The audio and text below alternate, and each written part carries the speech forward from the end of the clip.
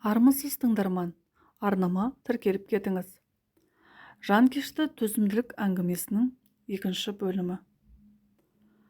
Баламнан айырылып, күйзеліске түсіп, нағашы әпкемнің қолдауының арқасында есімді жиып, адам бола бастағаныма 2 жылдан асқан. Одан кейін кешегі ауыр пакетімді көтеріп, көмектескен жігітпен таныстым. Менен 4 жасқа кіші екен. Басында мән бермей дос ретінде қабылдадым. Танысқан күннің ертесіне түс қайта маған хабарласып, қайдасың дейді. Жұмыстамын. Сағат қаншада шығасың? 7-лерде. Мен де жаттығу залынан 7-лерде шығамын. Сені үйіңе дейін шығарып салайын. Қой, балақай, аптығыңды бас. Мен сенен үлкенмін ғой. Мен балақай емеспін. Жай сөйлесекші. Шықшы дейді қиылып. Жарайды деп жұмысымның мекен жайын айтып, ол кешке көлігімен келіп, екеуміз кафеге бардық. Мен сені ұнатып қалдым. Кешелі бері ойымнан кетпейсің, деді қолымнан ұстап. Мен қолымды тартып алып, олай болмайды, сен менен кішкентайсың. Одан кейін менің кім екенімді білмейсің ғой. Мен тұңғиыққа батқан адаммын. Бір күндігіммен өмір сүретін адаммын. Егер менің өткен өмірім туралы білсең, қашып кетесің, деп төмен қарадым. Жоқ, маған маңызды емес. 26 жасқа келсем де, әлі махаббатымды кездестірген жоқ едім. Жас бала емеспін. Оң солымды ажырататын, өзім шешім қабылдай алатын жастамын, дейді бетіме тура қарап. Өй, мені қайтесің? Одан да мен сені жақсы қыздармен таныстырайын. Менің бір жиенім бар. Міне, қарашы, қандай әдемі қыз, деп телефондағы суретін көрсетіп жатсам, қолымнан жұлып алып, маған сенен басқа ешкім керек емес деп, телефонды қайта қолыма берді. Біз кеше ғана таныстық қой, әлі бір-бірімізді танымаймыз. Мен 2 рет күйеуге тиіп шыққанмын. Бала туып, баламнан айырылып қалған адаммын. Әке-шешемді жерге қаратып кеткенмін. Дей бергенімде, қолымнан шап беріп ұстап, болды, ештеңе айтпа. Уақытысы келгенде айтарсың. Маған өткен өмірің маңызды емес дедім ғой. Маған болашағымыз маңызды деп, бірінші кездесуде сөз салды. Ойланып көрейін деп сол күні әрең құтылдым. Маған салса, оның етегінен ұстағым келеді. Бірақ жас баланың бағын байламайын деп, ұнатып тұрсам да, енді мазалама, сен маған ұнамадың, менің іздеген адамым емессің, деп хабарлама жазып жібердім. Кешке жұмыстан шықсам, келіп тұр. Қойшы, не керек, қыр соңымнан қалмай келісімімді алды. Күнде таңертең жұмысқа апарып тастайды. Кешке үйге апарып тастайды. Қамқор болып уход жасаудың шебері еді. Қасында отырсаң қызықты әңгімелер айтып, күлдіріп, өлең оқып береді. Мен өзім лирикаға жақын болған соң оны үйіп тыңдаймын. Бұрыннан танитын адам сияқты екеуміз жақын араласып кеттік. Оқыған кітаптарымыз туралы жарыса айтамыз. Екеуміздің сөзіміз бір жерден шығып, тіпті талғамымыз да ұқсас болып шықты. Өмірде бауыр басып қалып, одан айырылудың қандай қиын екенін мен жақсы білемін. Мен жігітіме қатты бауыр басып бара жаттым. Бірақ ертеңімнен қорықтым. Оның туғандары қабылдамаса ше. Үйленіп жатсақ, ол жас қыздарға көз салып жүрсе ше. Жоқ, мен мұны тоқтатпасам болмайды деп жоспар құрдым. Туған күнім болатын. Сол күні әдейі бұның көзіне жаман көрінейін деп, кафеде қыздармен шарап ішіп, темекі тарталмасам да, бұрқыратып отырдым. Әдейі ашық киініп алғанмын. Сондағым мені жаман қыз екен деп шоштайын деген түрім ғой. Бір кезде ол бір шоқ гүлмен біз отырған кафеге кіріп келді. Қолымдағы темекіні жұлып алып сөндіріп тастады. Бәрінің көзінше, жаным, маған тұрмысқа шығасың ба дейді, сақинасының қорабын ашып.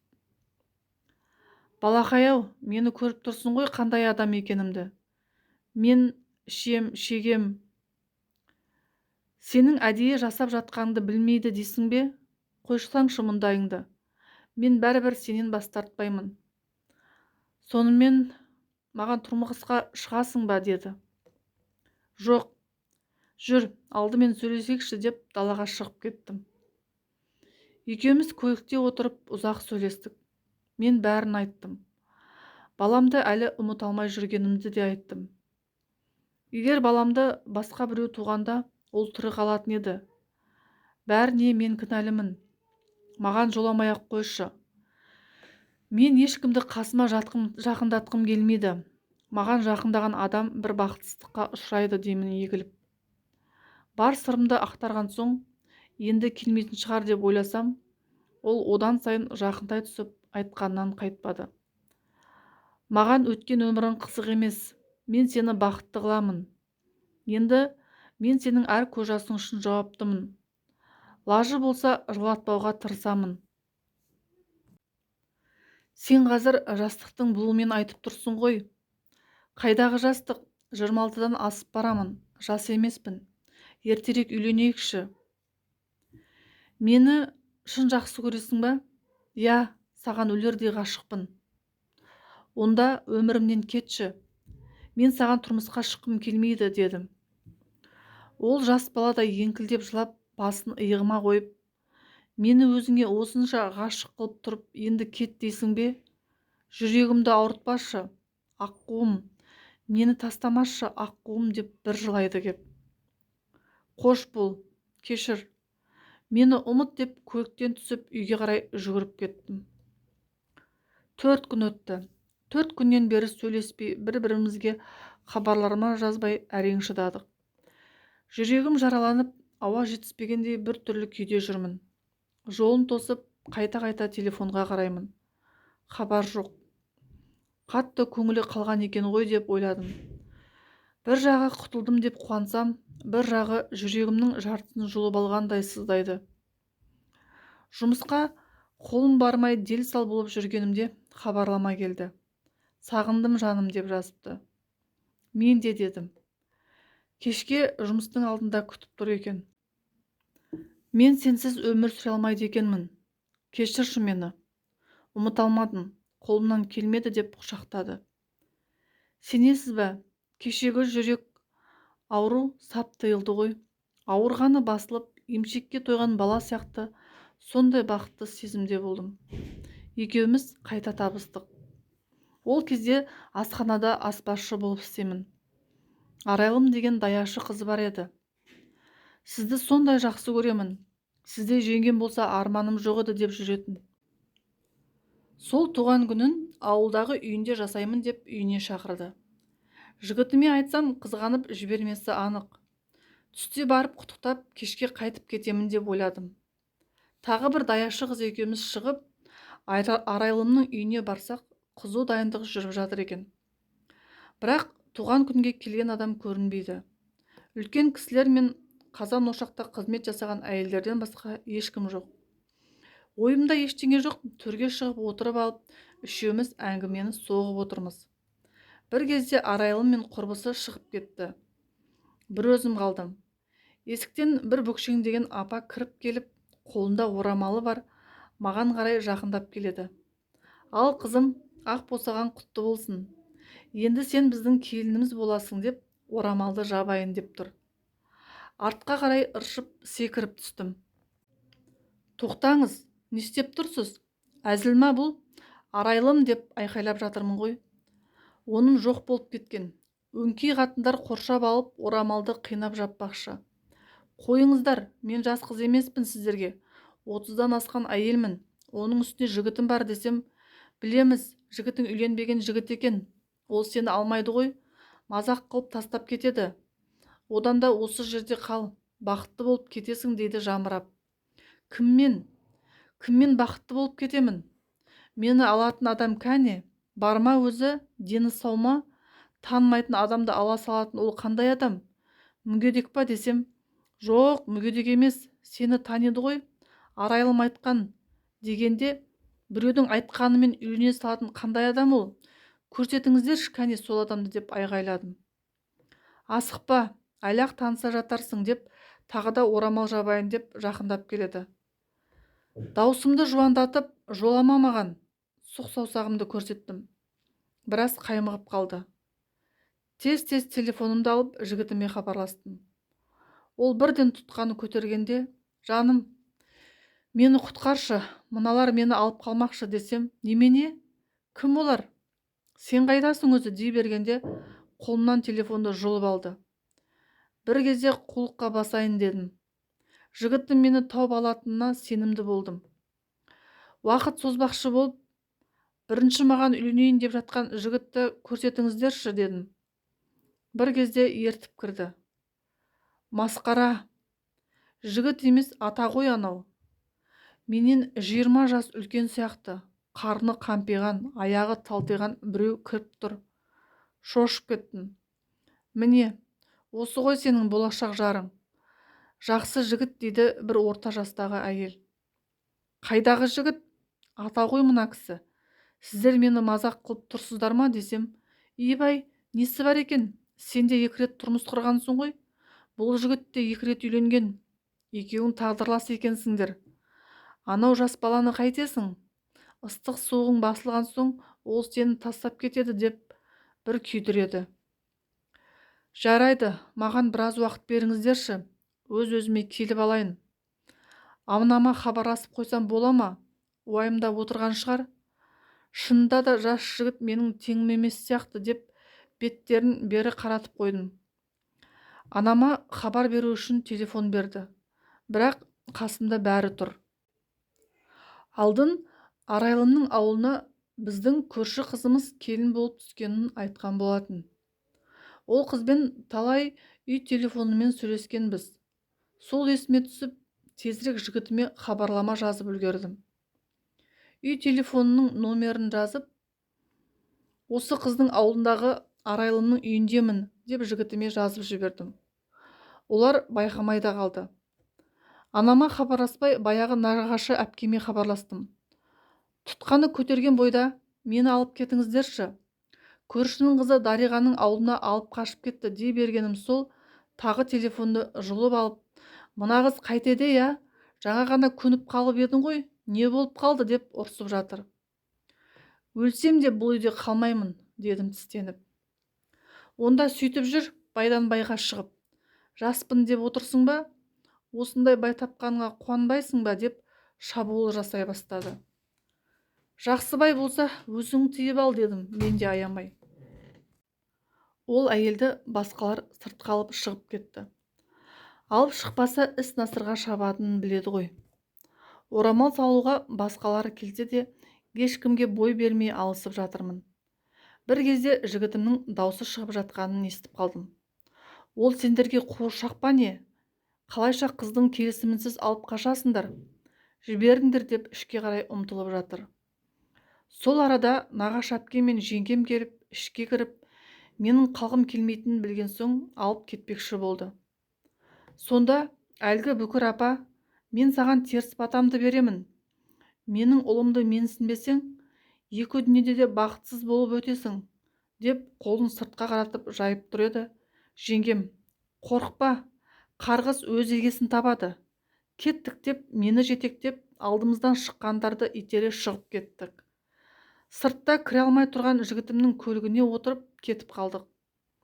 Сол кезде бұл жігіт мені шын сүйетініне көзім жетті. Алып қашқан адамдардан құтылып, бәріміз шығып кеткен соң, тіке үйге барсақ, әлгі адамдар бізден бұрын барып алыпты. Әкем мен шешемнің қасында отырып алып, бөсіп отыр. Қалайша тез келіп қалған деп таң қалдық.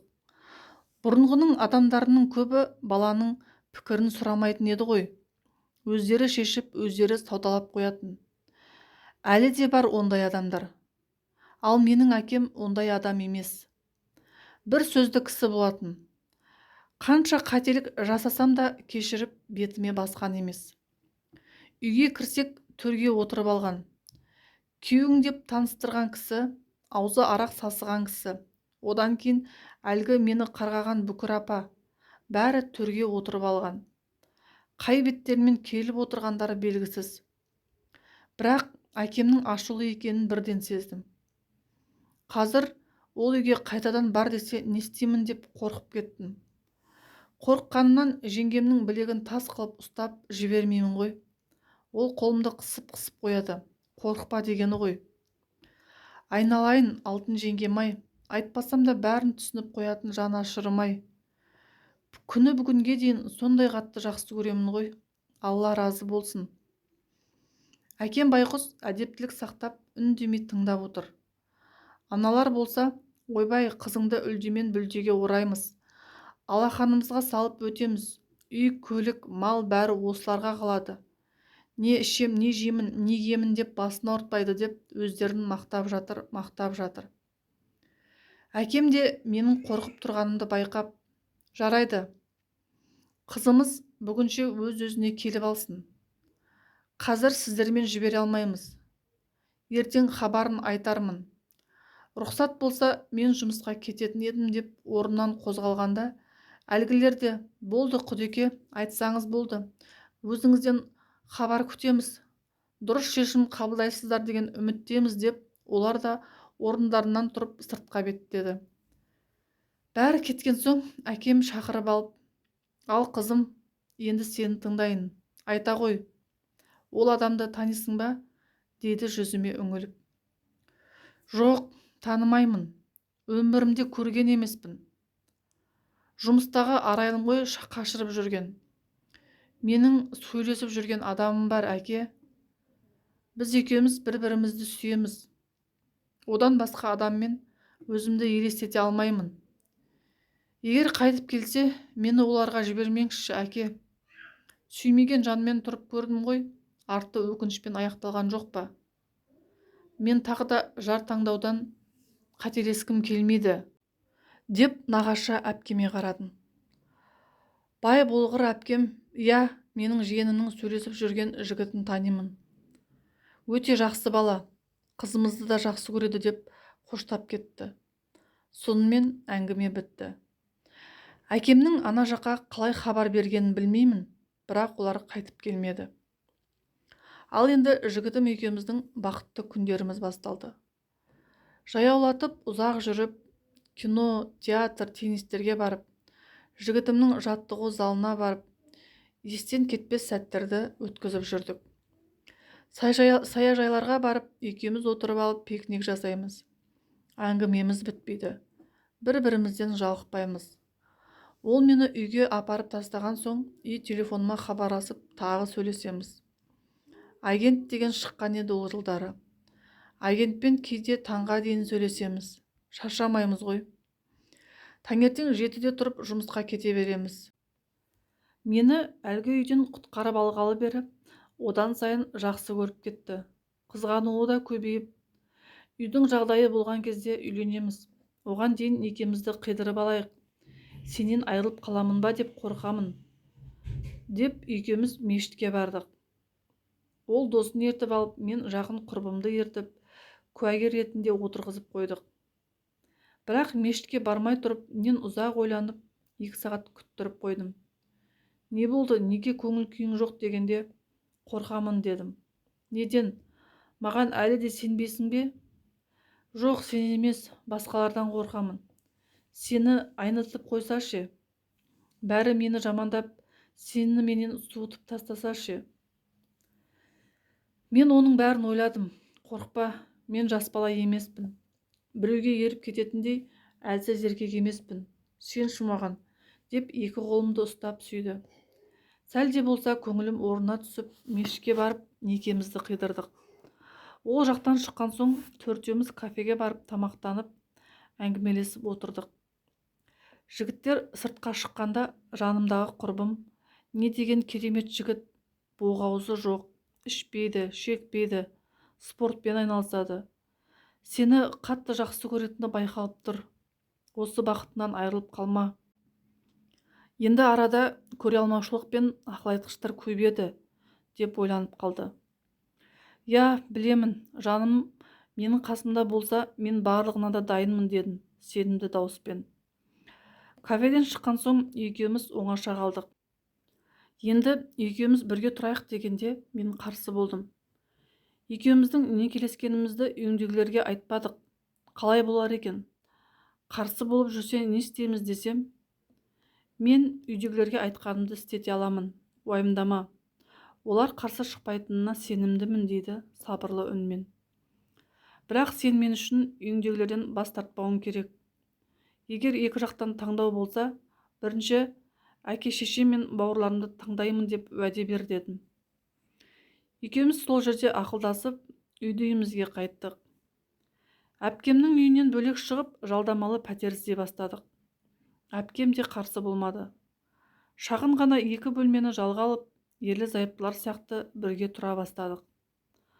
Бақыттан басымыз айналып, жұмыстан қайтқанша бір-бірімізді сағынып қалатын едік. Мен жұмыстан ертерек шықсам, оған тамақ апарып беріп, тәтті бәліштер пісіріп, бәр жағдайын жасап жүрдім. Бір ай өтпей аяғым ауыр екенін білдім. Қуанышымда шек болмай, жігітіме айтқанша асықтым.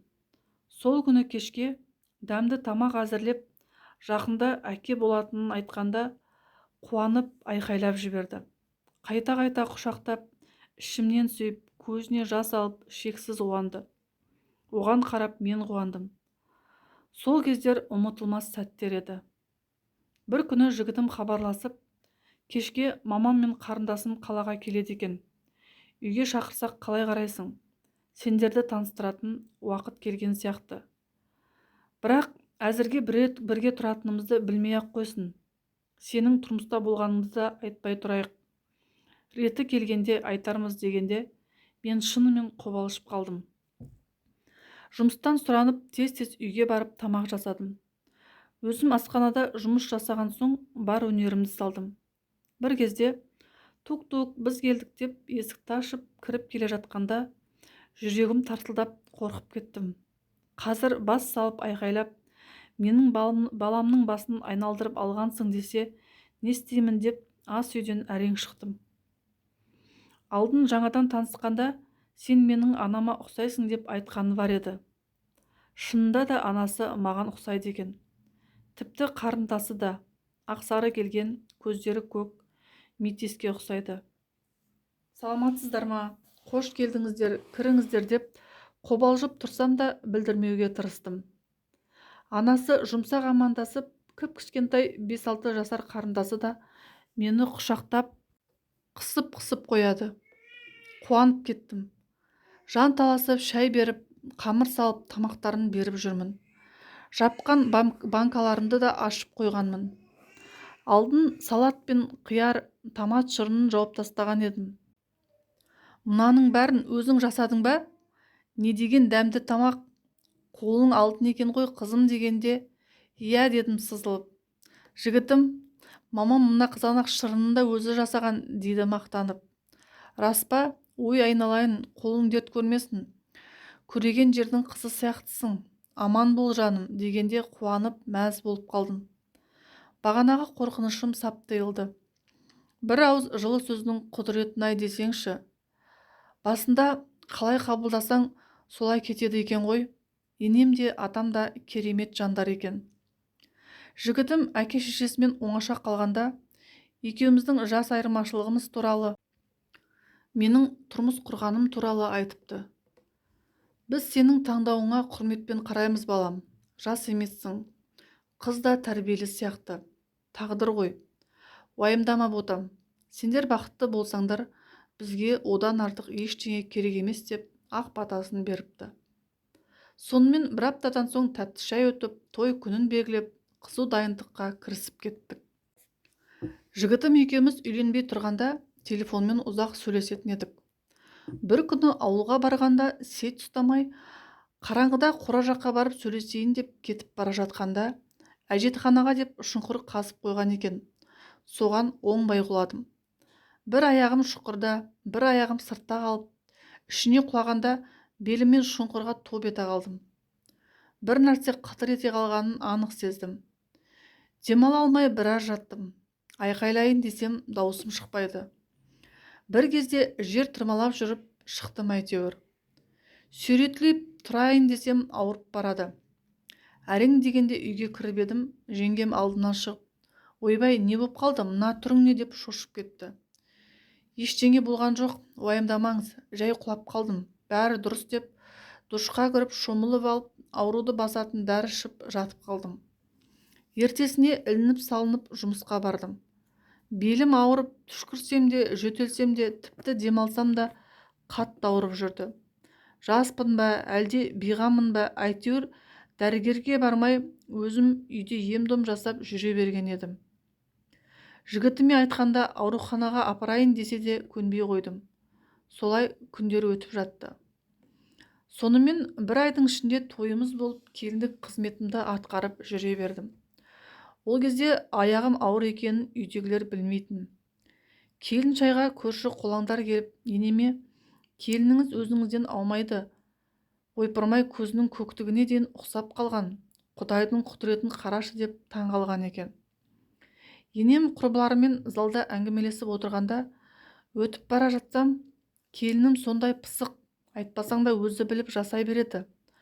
Тамағында дәмді жасайды деп мақтап отырғанын естіп қуанып қалдым. Ауылда біраз жүріп, екеуміз де жұмыста болған соң қалаға қайтып кеттік. Бірақ ішімдегі балам өскен сайын белім ауырып, кейде шыдатпай кететін. 2 қабат болған соң осылай ауыратын шығар деп мән бермей жүре бердім. Күйеуім екеуміз баламыздың алғашқы УЗИіне түсіп, дәрігер көзі үлкен қыз екен деген соң қуанышымызда шек болмады. Ата-енем де қуанып, қыздың есімін дайындап жүргенде 38 апталық ұл туылды.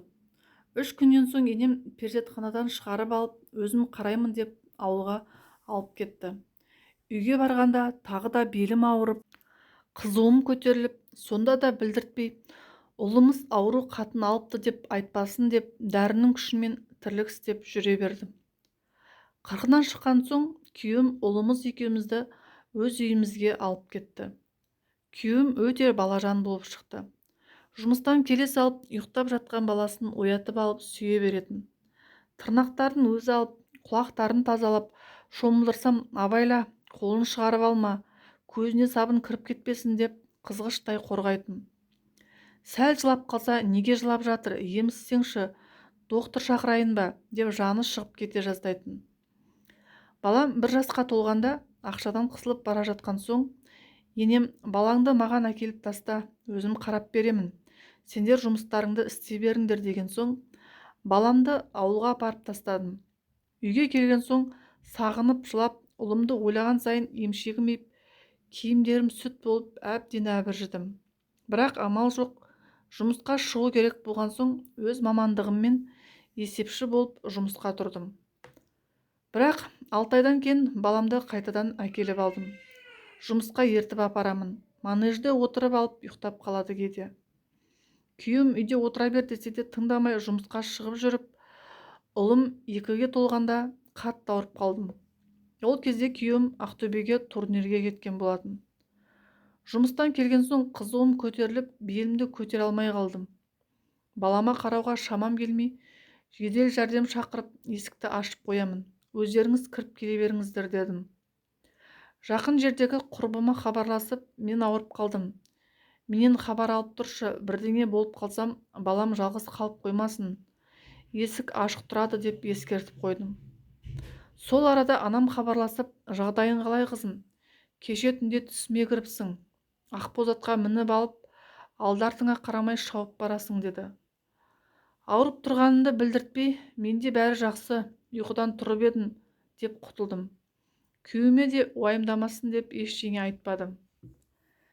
Жедел жәрдем келіп, екпе салып кетті. Азанда учаскелік дәрігер хабарласып, сіз кешке жедел жәрдем шақырыпсыз ғой. Сол жерде не жазылғанын айтып жібересіз ба? Менің баруға уақытым жоқ еді дейді. Сіздер келмейсіздер ма? Мен қатты ауырып тұрмын. Ауруханаға баруға шамам жоқ. Десем, амалдап келсеңізші, мен қазір барғаныммен не істей аламын? Нақты диагноз қоя алмаймын ғой, дейді. Амал жоқ, сүйретіліп дәрігерге бардым. Өзім ауырып тұрсам да баламды жетектеп алғанмын. Әдеттегідей ана есікке бір, мына есікке бір жіберіп әбден шаршатты. Сіз бала күніңізде қай жерге тіркелгенсіз, сол жерден барып қағаз алып келіңіз дейді жайбарақат. Сіздер көрмей тұрсыздар ма? Мен әрең тұрмын. Неге шұғыл ем-дом жасамайсыздар десем, біз не істей аламыз, қағазыңыз жоқ, қалай қараймыз сізге, деп өзіме айқайлады. Ашуым келіп шығып кеттім да баламды көтеріп денсаулық сақтау департаментіне бір-ақ бардым. Мекен жайын жазып алғанмын. Кірсем, төргі бөлмеде бір аға отыр екен. Бергі жағында хатшысы бірдеңе жазып отыр. Сол хатшы қызға нақты не дегенім есімде жоқ, бірақ маған дұрыс қарамай жатқанын жеткіздім. Ол қыз да, бұл есік емес, келесі есіктен сұрап көріңізші, деп қолын созып қарама-қарсы есікті көрсетіп жатыр еді. Ар жағынан аға шығып, неге сендер адамдарды осылай қайтарасыңдар? Қолында баласымен жүр, өзі әрең тұр, неге осы жандарың ашымайды, деп хатшысына айқайлап ұрсып берді. Келіңіз қарындасым, мұнда кіріңіз, қандай жұмыспен келдіңіз? Мына жерге отырыңыз, деді суды ұсынып жатып. Жылап жібердім. Стақандағы жылы суды сіміріп алдым да бәрін айтып бердім. Күйеуім іссапарға кеткен еді. Ұлымды кімге қалдырарымды білмей, белім ауырса да көтеріп келдім, дедім сөз соңында өксігімді баса алмай. Балам да жылап кетті. Ағай хатшысына, тұр, дүкеннен балаға тәттілер әкеліп бер, деп бұйырды. Ол тәтті әкеліп беріп зыр жүгіріп жүр, әлгі қыз. Балама су беріп, ол байғұс шөлдеп қапты. Сіміріп алып ары қарай ойнап кетті. Балаға хатшым қарай тұрады, деп маған қарады. Ағай, мен ары-бері жүруге шамам жоқ, көріп отырсыз. Ақылы клиникаға баратын ақшам да жоқ. Не істерімді білмеймін, дедім тамағыма өксік тығылып. Осы біздің қазақ десең өзіңе тиеді. Бұларда адамгершілік деген қалмаған. Өз жұмыстарын білмей ма? Қазір мен ол жақтың бастығымен хабарласамын. Сен еш алаң болма, деп телефонын алып бас дәрігерге хабарласып даусын шығарып қойды. Алло, ассалаумағалейкум, қалыңыз қалай, деп лыпылдап жатыр еді. Уағалейкум ассалам. Тоқтай тұр. Сенің алдыңа Пәленшеева деген науқас барыпты. Қолында баласы бар, өзі әрең тұр. Неге сендер әр есікке бір жіберіп шаршатқансыңдар? Неге сенің учаскелік дәрігерің үйіне шақырғанда бармайды? Тез арада жұмыстан босат оны. Қазір бұл қызды қызмет көлігіммен жіберемін. Өзің қабылдайсың, ұқтың ба, деп столды қойып қалды. Селк ете қалдым. Қорқып кеттім. Болды, аға, келе берсін, мен білмедім, кешіріңізші, дейді тұтығып. Әлгінің жұмыстан шыққан қағазын менің алдыма әкеліп бересің, деп тұтқаны өшіре салды. Рахметімді айтып, ағаның өзі жетектеп көлігіне салып жіберіп, бағанағы жерге қайтып барсам, сыртта күтіп тұр екен. Келіңіз, келе қойыңыз, ақырын абайлаңыз, құлап қалмаңыз. Менің өзіме келмедіңіз ба? Мен олардың шаңын қағып алар едім ғой, деп ана жағыма бір, мына жағыма бір шығады. Етбетімнен жатқызып қойып, ұстап көрген жерлері ауырып барады. Бүйрек тұсымды ақырын ұрып қалып еді, ойбай, деп жаным шығып кете жаздады. Түсінікті, деп бүйрегімді озиға түсірді. Бүйрегіңіз төмен түсіп кеткен, одан кейін тым арғы екенсіз. Бүйрек тұсында май жоқ, деп бүйректің дәрілерін жазып беріп шығарып салды. Үйге барған соң дәрілерді алып ішсем де ауырғаны қояр емес. Кетотоптың 2-3 ішіп аламын. Сөйтіп жүргенде үйге бауырым келіп қалды. Түрімді көріп шошып кетті. Қу сүйегім қалған еді ол кезде. Көзімнің айналасы қарайып, шашым түсіп, еріндерім кезеріп, түтігіп кеткем ғой. Ауру деген жеп қойған. Неге бізге бір ауыз айтпайсыз? Ауруын жасырған өледі, деп бекер айтпаған. Жездемді шақырайын, деп телефоныма жармасып еді. Керек емес, шақырмашы. Ол бұл турнирді 1 жыл күткен. Кедергі жасамай қояйық. 2-3 күнде өзі де келіп қалады, дедім телефонының бетін жауып. Ой, әпке, сіз де, деп ашуланса да сабыр сақтап, жүріңіз, көлікке отырыңыз. Қайда барамыз? Ақыл ауруханаға апарамын. Жиенді келініңізге тастап кетейік, деп баламды көтеріп алды. Тез-тез киініп жолға шықтық. Бауырым, жаным, жанашырым, жаны қалмай үйінен ақша алып шығып, мықты клиникаға апарды. Бүйрегім деп айтқан ғой. Тағы да озиге түсіріп, бір кезде әлгі дәрігер орнынан ұшып тұрды. Қайта отырды, қайта тұрып. Мен қазір, деп жүгіріп шығып кетіп, 2-3 дәрігер ертіп келді. Үшеуі компьютерге үңіліп, маған былай аунаңыз, былай аунаңыз, деп. Мен аунаған сайын жаным шығып барады. Бір кезде үшеуі сыбыр-сыбыр етіп бір-біріне қарады. Мен не болды, бәрі дұрыс па деп шошып кеттім. Мен сізді қорқытқым келмеді, бірақ сіздің бүйрегіңіздің айналасында бір гигантский существо бар сияқты, және ол қимылдайды, деді маған үрке қарап. Жүрегім аузыма тығылып қорқып кеттім. Қалада мен деген урологқа хат ретінде жазып, мына қызды шұғыл кезексіз қабылдауыңызды сұранамын. Бүйрегінің жанында түсініксіз бір нәрсе бар сияқты дегендей хат жазып бауырыма берді. Сол уақытта анам, ағам бәрі келіп қалған екен. Бауырым бәріне хабарласып қойыпты. Күйеуім де жолда келе жатырмын деп хабарлама жазып жіберіпті. Дәрігердің жіберген атақты урологына да бардық. Жасы үлкендеу, сабырлы кісі екен. Менің қағаздарымды оқып шығып, өзі өзеге түсірді. Қайтадан кабинетіне келген соң ұзақ ойланып, қасыңда кім бар қызым деп сұрады. Күйеуім жолда енді келеді, бауырларыммен мамам бар дедім. Бауырыңды шақыршы дегенде, жоқ, не де болса өзіме айта беріңіз. Жақсы диагноз қоймайтыныңызды онсыз да біліп отырмын. Мен бәріне де дайынмын, маған айта беріңіз дедім сенімді дауыспен. Жарайды, сені қорқытқым келмеді. Бірақ мынау бүйрегіңнің қасындағы ана жақтың дәрігерлері айтқандай тірі жан емес, ол бір сұйықтық сияқты. Менде мынадай аппарат бар, Израильден алдырғанбыз. Мұндай аппарат басқа жерде жоқ. Енді осыны сенің бүйрек тұсыңа тығып, әлгі жерден анализ аламыз. Сәл ауырады, бірақ шыдауға тура келеді. Оны сараптамаға жібереміз. Әзірге нақты ештеңе айта алмаймын деді. Қанша қорықсам да өз-өзімді ұстап, жақындарымды қорқытпайын деп сыртқа жыламай шықтым. Мені көріп жандары қалмай алдымнан шықты. Қазір бір Израильдің аппаратымен анализ алады. Содан кейін нақты диагноз қоямыз деді деп өзімді қинап жымедім. Алла, бәрі жақсы болса екен, құлыным-ау, қорқыттың ғой анаңды деп анашым құшақтап жатыр. Жарылып кетуге сәл-ақ тұрмын, бірақ шыдадым.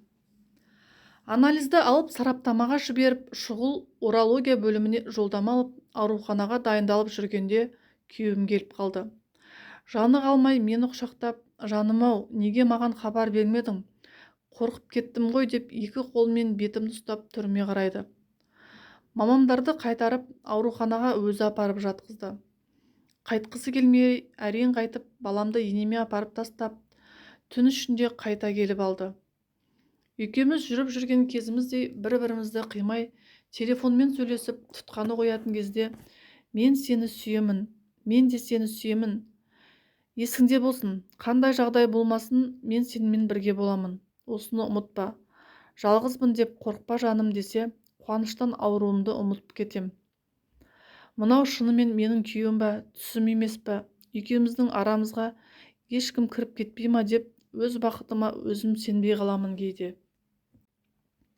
Сонымен енді ауруханаға жайғасып болғанда медбике, бәлкім сізге ота жасайтын шығармыз, бірақ сіз қорықпаңыз. Бұл жерде мықты мамандар істейді деп жігер беріп қояды. Ішімнен ертерек жасап бітсе екен, үйге қайтып бала мен жан жарыммен қауышсам деп қоямын. Ақылы клиника болған соң, КТ, МРТ басқа да ем-домға қаражат керек болған соң, әкем күйеуімді шақырып алып, намыстанбай мына ақшаны ал балам, еш қысылма. Қызымның денсаулығы жақсарса болды маған, мен саған разымын балам. Қызымды бақытқа бөлегеніңе разымын деп, күйеуімді құшақтап, біраз қаражат беріп жіберіпті. Оны жеңгем айтып жатыр ғой.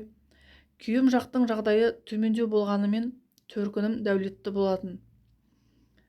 Ауруханаға енді жайғасып, керек заттарымды күйеуіме жазып беріп жатсам, кешегі дәрігер ерекше қарқынмен жүгіріп келіп медбикеге «Срочно аннулируйте место, пациентка не наша» деп бізге бұрылды да, «Сіздер менімен жүріңіздер» дегенде түрінде бір қорқыныш бар сияқты көрінді маған. Қобалжып барамын, жүрегім бір сұмдықты сезді. Дәрігерлер консилиум жасап болған соң бізді кіргізіп, «Сізде урология емес екен, сіздің бүйрегіңізде сәл соқ тию бар, бірақ бұл қауіпті емес. Қауіп сіздің беліңізде болып тұр» деп медициналық тілмен бірдеңелерді айтты. Мен түк түсінбей, бұл қандай ауру сонда дегенде, жанымызда тұрған жап-жас орыс дәрігер екі қолын қалтасына салған күйі, жақында ғана осындай диагнозбен бір әйел жатқан бізде. Ол да емделемін деп кетіп еді, үйіне барып қайтыс болды деп тұр ғой. Бас дәрігер оған ала көзімен бір қарап еді, анау артық сөйлеп қойғанын түсінді білем, сыртқа қарай ұшып шығып кетті. Қайтыс болды дегенді естігенді бірінші ойыма келгенін білесіз бе? Балам, балапаным, небәрі 2 жаста. Анашым деп зәрелеп қалатын болды-ау. Анам ше, анама не болмақ? Менің қазамды анамның жүрегі қалай көтермек? Арысым, жан жарым, сүйіктім. Ол бір күн менің даусымды естімесе шыдай алмай кететін еді ғой. Оны қалай тастап кетемін? Бақыттың дәмін 2-ақ жыл таттық па? Аспанға қарадым да, тұңғыш баламды алдың. Тура жолдан тайдырып жылаттың. Ендігі керегі денсаулығым ба? Бірақ біліп қой, мен сынбаймын деп соңғы сөзімді дауыстап айтып қалдым. Күйеуім не дейсің деп құлағын маған тосқанда, ештеңе деп басымды шайқадым. Мені жынданып кетті деп ойласа керек, таңырқаулы көзбен қарап қалды. Дәрігер бірдеңелерді айтып жатыр. Естіп отырған мен жоқ. Күйеуім мен бауырым ұйып тыңдап тұр. Екеуіне қарадым. Мына жаңалық соншалықты ауыр болса да өз-өздерін ұстап тұр. Маған қарамайды. Қараса жылап жіберетінін біледі. Іштей қан жұтып тұр, тістеніп алған. Ара-арасында басын изеп қояды. Бірақ ештеңе ұғып тұрған жоқ. Білемін, тек мен ойлап тұр. Бір кезде мен дәрігерге қарап, жарайды енді, ары қарай не істейміз, соны айтыңыздаршы дедім, өз-өзімді әрең ұстап. Қазір мен сіздерге құжат толтырып берейін деп жатыр еді. Ол нәрсе бізге керек па дедім. Керек болмаса уақытымды алмаңыздар. Мен емделуім керек дегенде, даусым зарлы шыққанын өзім де байқап қалдым. Сіз өзіңіз кінәлісіз ғой, дер кезінде келмегенсіз. Неге осындай дәрежеге жеткенше жүрдіңіз деп жатқанда, бұл жерде кінәліні іздеудің керегі жоқ. Менің сараптамаларымды беріңіз, біз кетеміз деп сыртқа шығып кеттім. Күйеуім мен бауырым сол жерде қалды. Дәлізде тұрсам, мамамдар хабарласып жатыр екен. Көтермедім. Көтергенде не деймін? Дыбыссызға қойып тұра бердім. Тағы да аспанға қарап, сындыра алмайсың мені. Сынбаймын мен, сынбаймын. Мен бәрін жеңіп шығамын деп, әлгі жаман жаңалықты мойындағым келмей тұрмын. Өтірік сияқты миым қабылдағысы келмей тұр. Күйеуім екеуміз жүріп жүргенде көбірек жаяу жүретін едік. Көлікпен өтіп бара жатқанда, осы жерден тоқташы дедім. Ол тоқтап сыртқа шықты. Екеуміз көлігімізді қалдырып, жас кезіміздегідей қол ұстасып жүрдік. Мына жерден екеуміз талай жаяу өтіп едік, иә, деймін күйеуіме қарап. Иә, сол кезде неге сенің беліңді қорғап жүрмедім, деп жылап жіберді. Қойшы, жыламашы. Папасы, ұлым туылғалы солай атап кеткенмін. Менде бәрі жақсы болады. Мен сендерді тастап кетпеймін десем, маған сенің осындай жігерлігің ұнайды деп құшақтады.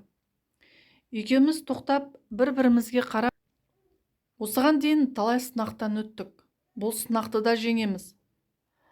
Балам, мен, сен менің қасымда болсаңдар, болды маған, дедім жүзіне қарап. Бірге жеңеміз жаным деп маңдайымнан сүйді. Қатерлі ісік деген диагноз қойды. Сол түні омыртқамен құлаған кезде сарысу деме сондай шыққан екен. Ол жиналып бүйрекке қарай түсіп, қап-қара қоймалжынға айналған. Үздіксіз қызуым көтерілгені де содан екен. Ол омыртқам жас болған соң бітіп кетсе де, бала көтерген соң қайта қозғалған. Күйеуім екеуміз үйге келсек, анашым, балам, енем, бауырларым, жеңгем бәрі үйде отыр екен. Күйеуімнің түрі түтігіп кеткеннен жаман ауру екенін бірден байқап қойды. Маған ең ауыры солардың сондай түрін көру еді. Сұрауға батылдары бармай, мені жылатып аламыз ба дегендей жәудірей қарайды. Үйге кіргеннен балам анашым деп алдымнан жүгіріп шықты. Анасын көргеніне мәз.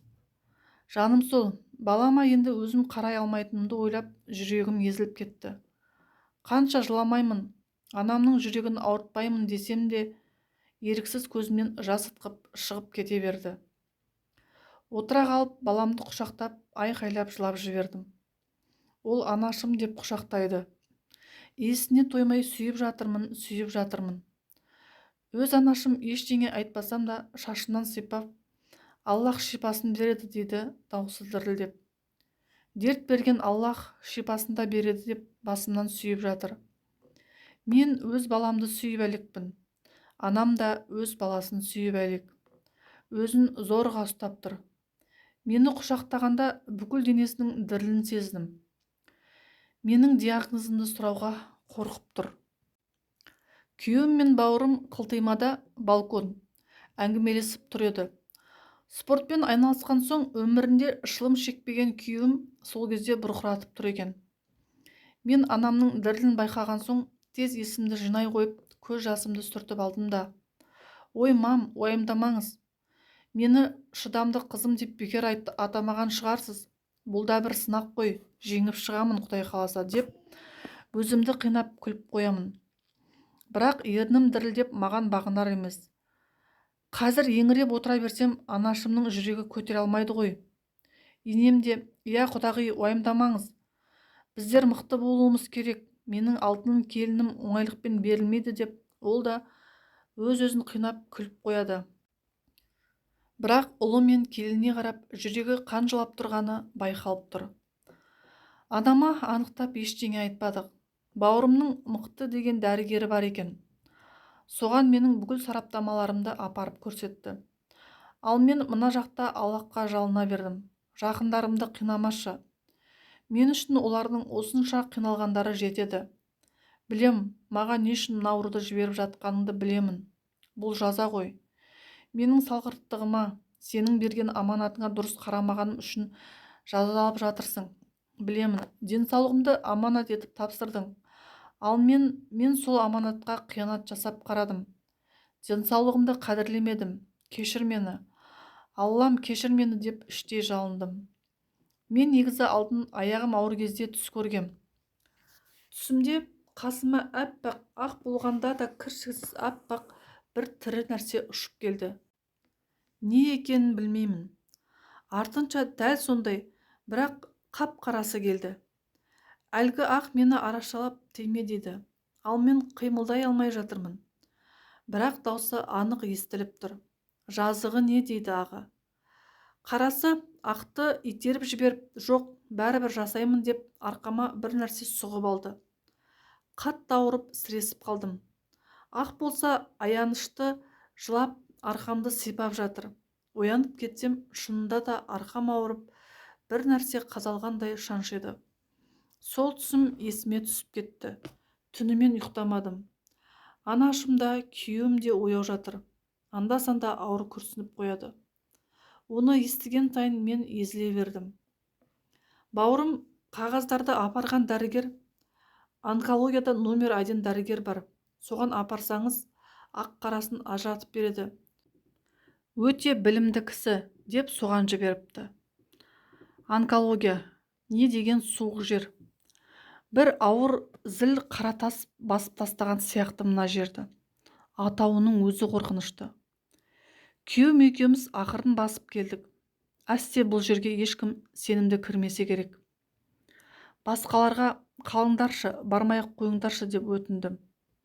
Дәрігерге кірген соң жарыққа МРТ КТ-ға түскендерді қарап жатып маған бұрылып: «Мынау сіздікі ма?» деп сұрады. «Я, менікі. Мына омыртқамен жатып қалуыңыз керек қой. Қалай жүрсіз?» деді көзілдірігін шешіп. Қабағы түюлі. «Тек кетотоптың күшімен» дедім міңгірлеп. «Әйтпесе шыдатпайды ғой, солай ма?» деп көзілдірігін қайта тақты. «Сіз жол апаты немесе қатты соққы алдыңыз ба?» деп сұрағанда өкінішпен қалай құлағанымды айтып бердім. «Әй қазағым-ай, зардабын тартасың-ау енді», деді ашулы дауыспен күрсіне қарап. «Балаларың нешеу?» «Бір ұлым бар, тағы да туғым келеді» десем: «Мына белмен қалай туғансың?» «Жарайды, сол балаңа ұзақ ғұмыр берсін. Енді маған айтшы, емделеміз ба деді көзіме тіке қарап. Қанша уақытқа созылады? 10 күн, 2 апта, әлде 1 ай ма деппін. Сол кезде күйеуім менің қолымнан ұстап, иә, біз емделеміз, тек шындықты айтыңызшы, емделе ма, емі бар ма деп еңкейіп дәрігерге үңіліп қалыпты. Дәрігер, онкологиялық деп дөп басып айту үшін уақыт керек. Мен өзім қайтадан толық тексерістен өткіземін. Сараптамаларды тексертуге жіберем. Оның жауабын күту керек. Енді сіз 10 күн деп отырсыз, деп маған қарады. Жоқ, бұл жерде сабырлық пен шыдамдылық керек. Алға жылжу. Айналаңдағылардан, әсіресе сізден деп күйеуіме қарады. Бауырым, сізден үлкен қолдау қажет. Оңай емес, деп бізден жауап күткендей сұраулы көзбен қарады. Менің сабырым жетеді, тек емделсе болды. Шетелге апар десеңіз, ол жаққа да апарам. Тек мынанша өмірі қалды демеңізші дегенде даусымен реңі өзгеріп кетті. Сізде рак клеткаларын не оятты? Қалай, бәрін тексеруіміз керек. Басқа қандай өзгерістер бар? Беліңізден басқа тағы қай жеріңіз ауырады? Аяғым. Отырып тұруым қиын. Жансызданып қала береді. Кейде шыдатпай ауырады. Сосын шашым көп түседі дедім. Оның бәрін тексеру барысында анықтаймыз. Қандай да бір күйзеліске ұшырап па едіңіз? Стресс алдыңыз ба? Иә, көп. Жас кезінде көп стресс алдым. Түсінікті деп қайтадан орнына отырды. Ертеңнен бастап біздің ауруханаға жатасыз. Орныңыздан тұруға тыйым салынады. Тіпті отыруға да болмайды. Егер сараптамадан жақсы нәтижелер шықса, жазылып кетуіңіз мүмкін деп шығарып салды. Сыртқа шыққан соң күйеуіме, енді мені тастап кете берсең болады. Ренжімеймін дедім көзіне қарап. Балам саған аманат. Оған анасы кім екенін ұмыттырмашы. Күніге суретімді көрсетіп, мен туралы ертегі сияқты айтып беріп отыршы. Артымнан Құран оқып тұратын балам бар, шүкір дедім күліп. Жүйкем сыр бергенін өзім де байқап тұрмын. Қарасам, күйеуім де жылап тұр екен. Мені осыншама қатыгез деп ойлайсың ба? Осынша уақыттан бері сені шексіз сүйетінімді дәлелдемедің ба? Мен ауырсам, сен мені тастар ма едің? Дегенде көзінің жасы төмен қарай сорғалап, көйлегіне тамшылап жатты. Маған қарашы деді, екі қолымен жүзімді өзіне қаратып. Ұлымыз үшін, отбасымыз үшін, анаң үшін күресші. Мен сені жігерлі қыз ретінде танығам. Мына ауруға қарсы тұрайық. Мен сенің қасыңдамын. Ұлымызды екеуміз тәрбиелеп, немере сүйіп, кемпір-шал болып, немерелерімізге тоқта деп артынан қуып жете алмай жүрейік те, дегенде менің көзіме елестеп еріксіз күліп жібердім. Жылап тұрған ол да сықылықтап күліп жатыр. Біраз үнсіздіктен соң, мен саған уәде беремін жаным. Мен бұл ауруға қарсы тұрамын. Мен бұл сынақтан да өтемін. Мені оңайлықпен сындыра алмайды, деп екеуміз қатты құшақтасып ұзақ тұрдық. Мен үшін өте ауыр күндер басталды. Тек мен үшін емес, жақындарым үшін де. Анам тамақ жемей қойыпты. Бір нүктеге қарап отыра береді дейді. Екінші анам болып кеткен жеңгем де мені ойлап жүдеп кетіпті. Осыларды естіп мен өзімді жек көрдім. Жақындарыма соншама мұң әкелдім. Сол үшін ауру мені емес, мен ауруды жеңуім керек деп тістеніп сөз бердім. Мен ауруханаға кетерде заттарымды жинап кетейін деп жатсам, баламның іші сезгендей маған жабысып, ешкімге бағынбай шырылдап тұрып жылайды. Көкірегімді ашып мәме бер дейді. Жүрегім қарсы айырылып отырса да білдіртпей, өй, мына балаға не болған? Қой, ұят болады. Мәме жоқ деп күліп отырдым да, жақындарыма баламның қызықтарын айтып көңілді отырдым. Ауруханада ауыр күндер басталды. Күйеуім күн құрғатпай келіп тұрды. Сенен басқа ешкім келмесінші деп өлердегі сөзімді айтып, ешкімді келдіртпей қойдым. Баламды видеоға суретке түсіріп алып келеді. Соған қарап медет тұтам. Қайсарлана түсем. Шашымды тықырлау етіп алып тастады. Сыртқа шығатын кезде мүгедектер арбасына отырып, басқа уақытта тек жатамын. Тұруға, ұзақ отыруға тыйым салынған. Белге салмақ түспеу керек. 2 жұмадан соң күйеуім мені арбаға салып сыртқа алып шықты. Күндегі жерге емес, басқа жаққа апара жатқанын көріп, қайда апара жатсың? Анау баққа барып отырайықшы деп жатқанда, алдымда енем, балам мен қайынсіңлімді көріп, менің бұл халімді көрмеу керек еді ғой, неге әкелдің, папасы? Олар дайын емес қой деп ренжіп жатырмын. Балаң ішігіп жатыр, сен де көріп сәл ойың бөлінсін дедім, деп арбаны жақындатты. Мені көріп енем дауыс шығарып жылап жіберді. Қайынсіңлім ғой, мен де барам, мен де әпкемді әпке деп атап кеткен еді, көрем деп жылаған соң алып келген екен. Ол да мені көріп жақындауға қорқып тұрды.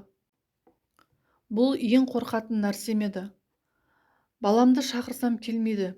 Көзі оқырайып, мынау менің мамам ба дегендей қорқа қарайды. Болды, мама жыламаңыздар, бәрі жақсы болады. Міне, емделіп жатырмын, шүкір деймін, босап кетпейін деп тістеніп.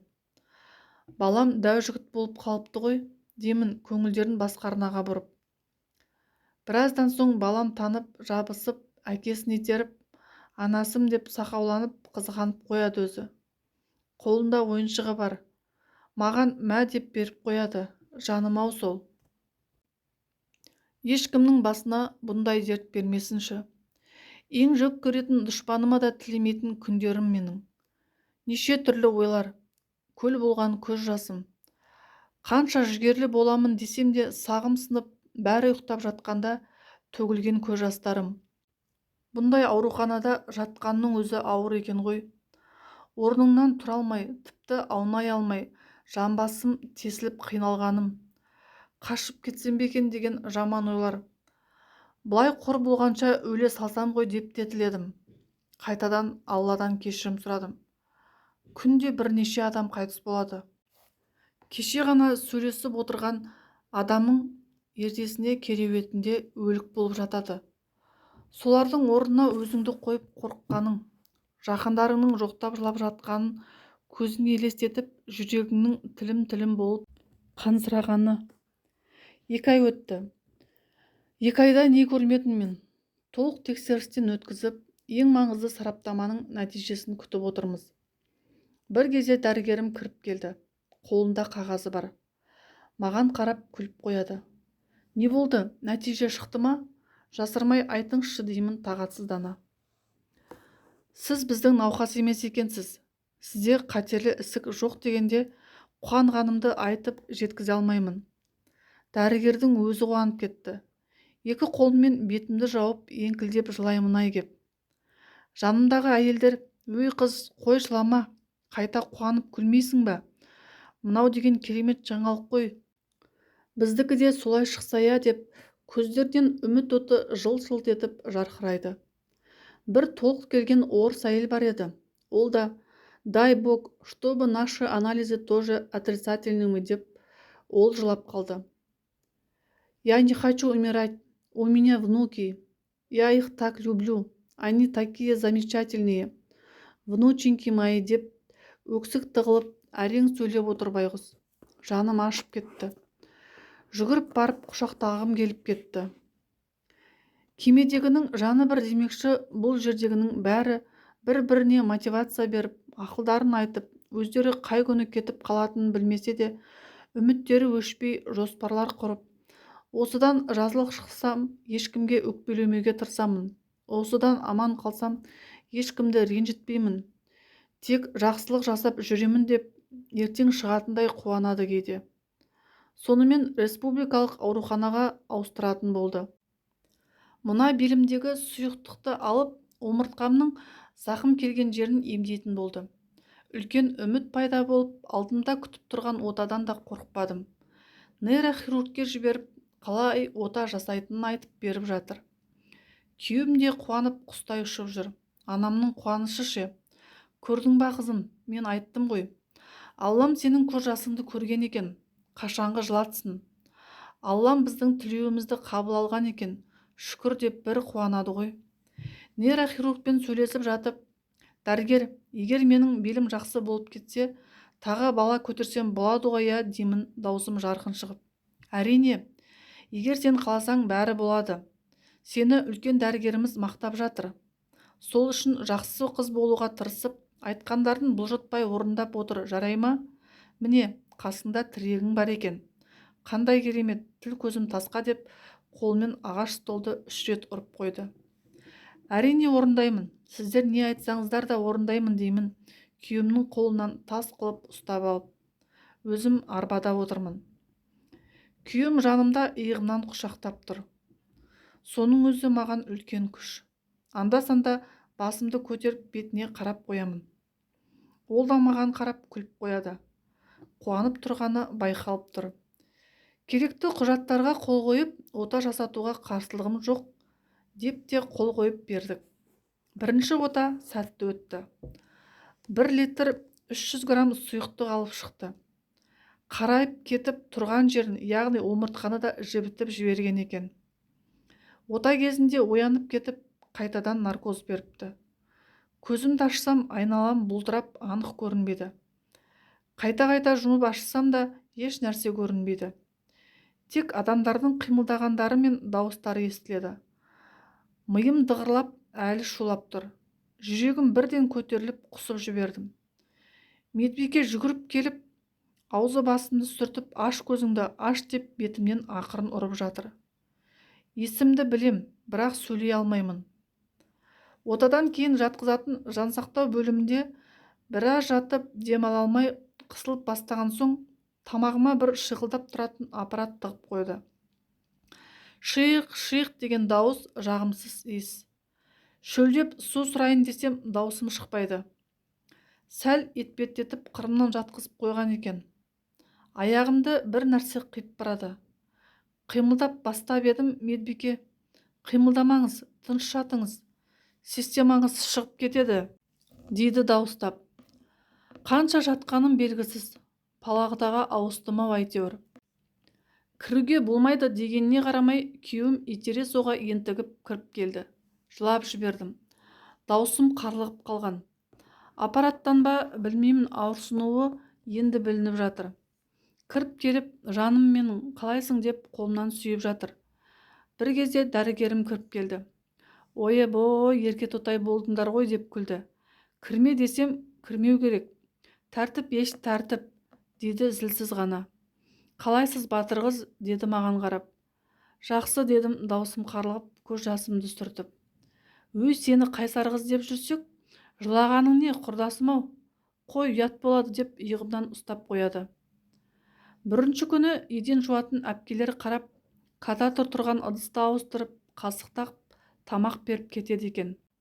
Түнде кереуетімнің бас жағын сәл көтеріп, тамақ ішуге ыңғайлап, түтікпен сорпа беріп, шәй ішкізіп болды да, сол бойы шығып мені ұмытып кетті. Басымды көтеріп ұзақ жатпауым керек, беліме салмақ түседі. Ал өзім кереуетімді түсіре алмаймын. Даусым қарлығып шақырсам ешкім естімейді. Қасымда жас қыз жатқан, ол да ояна қоймады. Көмектесіңіздерші десем, тамағым жыбырлап жөтел қысады. Ал жөтелсем тіккен жер жаным шығып кетердей ауырады. Көмек келмеген соң әлсіреп ұйықтап кетіппін. Таңғы 4-те екпе салуға келген медбике мені көріп шошып кетті. Әй, саған бұлай жатуға болмайды ғой деп жүгіріп келіп кереуетімді түсіріп жатыр. Апайлар мені ұмытып кеткен сияқты деп күлдім. Система қойып болған соң кешегі ұмытып кеткен апайды шақырып келіп ұрсып жатыр ғой. Ұрыспаңызшы, әдейі істемеді ғой, дедім апайға жаным ашып. Менен басқа қаншама аурулар бар ғой. Бұл кісілерге де оңай емес шығар десем, дәрігерге айтпай-ақ қойыңызшы, дейді төмен қарап. Баяғы менің үйіме келмей қойған учаскелік дәрігер есіме түсіп, менің кесірімнен жұмыстан шығып кеткенін ойлап, өзіме жыным келді. Әрине айтпаймын, сіз де айтпайсыз ғой, дедім медбикеге қарап. Ол басын изеп күлді. Анау байғұс апай қуанып кетті. Тағы 2 ай уақыт өтті. Ең басты қауіп ол омыртқадағы ісік. Соның отасы күтіп тұрды алдымда. Сенбі жексенбі баламды әкеліп тұрды. Көкірек жағымдағы омыртқамның бір жағын әлгі қара сұйықтық жібітіп жіберген соң, оны қырып алып тастау керек екен. Әйтпесе сүйек шірей беретін көрінеді. Қазірше дәрі-дәрмекпен тоқтатып тұрмыз деді. Түсінгенім, ойып алып тастаған жерге желім сияқты пластмасса бірдеңе қояды екен. Бүкіл омыртқа емес, әрине, жарты бөлігі. Күрделі ота жасауға келісім беріп, қол қойып, 6 айдан кейін отаға дайындалдым. Өзімді де іштей дайындап, менде бәрі жақсы болады. Осы отадан соң аяғымнан тік тұрып үйге қайтам.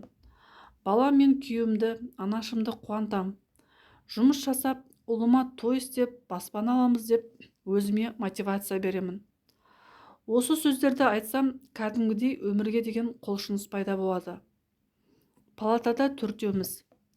Біреуінің күйеуі хабарласпай келмей қойып еді, өз-өзін тастап күйзеліске түсіп кетті. Теріс қарап жатып алып, не тамақ ішпейді, не ешкіммен сөйлеспейді. Дәрігерлер келсе жақындатпай айқайлап, боқтап, еңіреп тұрып жылайды. Оған қарап біздің де жүрегіміз ауырады. Бәріміз басу айтып, балаларыңды ойла. Байың келмесе қойсын, ол қызың бар емес пе? Олардан хабар алып сөйлесе бер. Мына түріңді көрсе, олардың жұдырықтай жүрегі не болады? Соны ойладың ба деп ұрысқансып жігер беріп қоямыз. Бұндай кезде жақындардың қолдауы маңызды екенін ұқтым. Еміңе бірден бір шипа, ол жаныңа жақын адамыңның қасында болғаны екен. Көңіл күйге де байланысты екен. Түнеріп жата берсең, ауру сені жеңіп шығатын сияқты.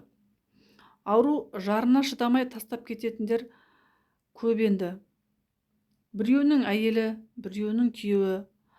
Барлық науқас жандарға Алла жәрдем етсін. Аллаға шүкір, дұғаларым қабыл болып, 5 сағаттық күрделі отадан аман есен шықтым. Шүкір. Ауруханада жатқанда кешке бәріміз жиналып әңгімелесіп отырамыз. Басымыздан өткен қиыншылық пен бақытты шақтарымызды, болашаққа деген жоспарларымызды, бәрін ештеңе жасырмай, өсектейді деп қорықпай, ішіміздегіні ақтарамыз. Үлкендер ақылдарын айтады, жастар олардан кеңес сұрайды. Бұл жерде көре алмаушылық, ашкөздік, мақтаншақтық сияқты жаман қасиеттер жоқ болып кетеді. Бәріміз бір-бірімізге жанымыз ашып, ең болмағанда сөз жәрдем беріп отырамыз. Сонда мен оларға айтам ғой, егер мен ешкімнің наласына қалмасам, бұл ауруға ұшырамас едім, дедім көңіл күйім түсіп. Баяғыда бір сүт таситын әйелді ренжіткем. Одан кейін департаментке барып, әлгі дәрігерді жұмыстан шығартып жібердім. Бәлкім мені солардың көз жасы ұрып жатқан болар десем, өткендегі толық орыс әйел айтады. Ну, правильно, не надо было бәлеқорым быть, деп бәрімізді күлдірді. Сонда бір апа, жоқ қызым, бұл жерде сенің ешқандай кінәң жоқ. Адам шыр етіп дүние есігін ашқанда маңдайына жазылып қояды ғой, деп ауыр күрсінді. Жаңағы бәріміз күліп отырған біздер бірден көңіліміз түсіп, ұзақ үнсіздікте ойланып қалдық. Шынында сондай шығар. Мен тағдырымның осындай болатынын біліппін ба? Мектепті жақсы оқып, мен бастық боламын, ал сендер оқымағандарың үшін жүк тасып жүресіңдер. Жақсы оқитын адамның әрдайым жолы ашық болады. Оқуға түсіп кететініме сенімдімін деп, нашар оқитын сыныптас ұлдарға тәкаппарлана қарайтын едім. Алайда адамның дегені емес, Алланың қалауы болатынын ол кезде білмеген екенмін. Әркім өз ойымен арпалысып отырғанда, орыс апам, ай, ну что вы все о грустном? Что за кислое лица у вас? Давайте танцевать, дейді қолын шапалақтап. Ішіміз пысқанда осылай билейтін әдетіміз бар. Біріміз таяққа сүйеніп, біріміз мүгедек арбасында отырып, енді біріміз төсекте жатып, қолымызды көтеріп алып, көңілді әуендерге билеп алатынбыз. Арасында сықылықтап күлеміз, бір-бірімізді мазақтап әзілдесеміз. Солай сәл де болса ауруымызды ұмытып, бір сергіп қалатын едік. Кейде карта ойнайтынбыз. Орнынан жылжи алатындар төсек тартып жатқан адамның қасына жақын отырып, соның төсегінің жанына картаны таратып ойнайтын едік. Ондай кезде байлық, дүние, ақша бәрінің құны бір тиын болып, тек жазылып кетуді ғана ойлайды екенсің. Күйеуім бір күні кеш хабарласты. Даусы көңілсіз. Не болды жаным, неге көңілсізсің десем, жоқ, бәрі дұрыс, бізде бәрі жақсы деген сөзді тоқтап сенімсіздеу айтты. Папасы, мен сені жақсы білемін ғой, жабырқаулы екеніңді біліп тұрмын. Жасырмай айтшы ғане, не болды? Ұлым аман ба? Деймін шыдамсызданып. Аман, тек мен шаршап кеттім, бәрінен шаршадым. Сенің бітпес ауруыңнан да, анашым қане деген ұлымның сұрағынан да. Қашанғы ауру әйеліңді күтіп жүресің? Жас өміріңді қор қылып осылай жүре бересің ба? Дегендерден де шаршадым. Не істерімді білмеймін деп ішіндегісін ақтарып қалды. Даусы бұрынғыдай емес, тістеніп тұрғанын байқадым. Не дерімді білмей тұтқаны өшіре салдым. Күйеуімнің бірінші рет осылай ақтарылғаны маған қатты тиді. Бірақ оны түсінем, оңай емес. Екі ортада шапқылап, анасына бір, баласына бір, әйеліне бір жүгіреді. Басқа еркек болса, баяғыда тастап, басқаға үйленіп кетер еді. Не болмаса, ішіп кетер еді. Түнімен көз ілмей шықтым. Жанымдағыларға да айтпадым. Күйеуімді бәрі мақтап жүргенде, олардың жүректерін ауыртқым келмеді. Өз уайымдары аздай, мені уайымдағандарын қаламадым. Бір кезде баяғы қамыстың арасынан шыққан адам есіме түсті. Сол шынымен де, сол кісі жын пері болған шығар. Әлгі арсыз абысыным, қарғап сілеген бүкір апа, ауруымды естіген кезде де сол бір жын мысқылдап, күліп тұрғандай елестеп кетті. Сен мені сындыра алмайсың. Сонша қасарсатындай мен саған не істедім дегенде даусым шығып кетті. Оң жағымда жатқан апа, қызым-ау, не болды? Мына қыз сандырақтап жатыр деп кереуетін таяғымен ұрып оята бастады. Бірақ мен ұйықтамаған едім. Қимылдамай теріс қарап жата бердім. Ертеңіне кереуеттен өзімді тартып тұрғызатын ұзын арқан сияқты бар.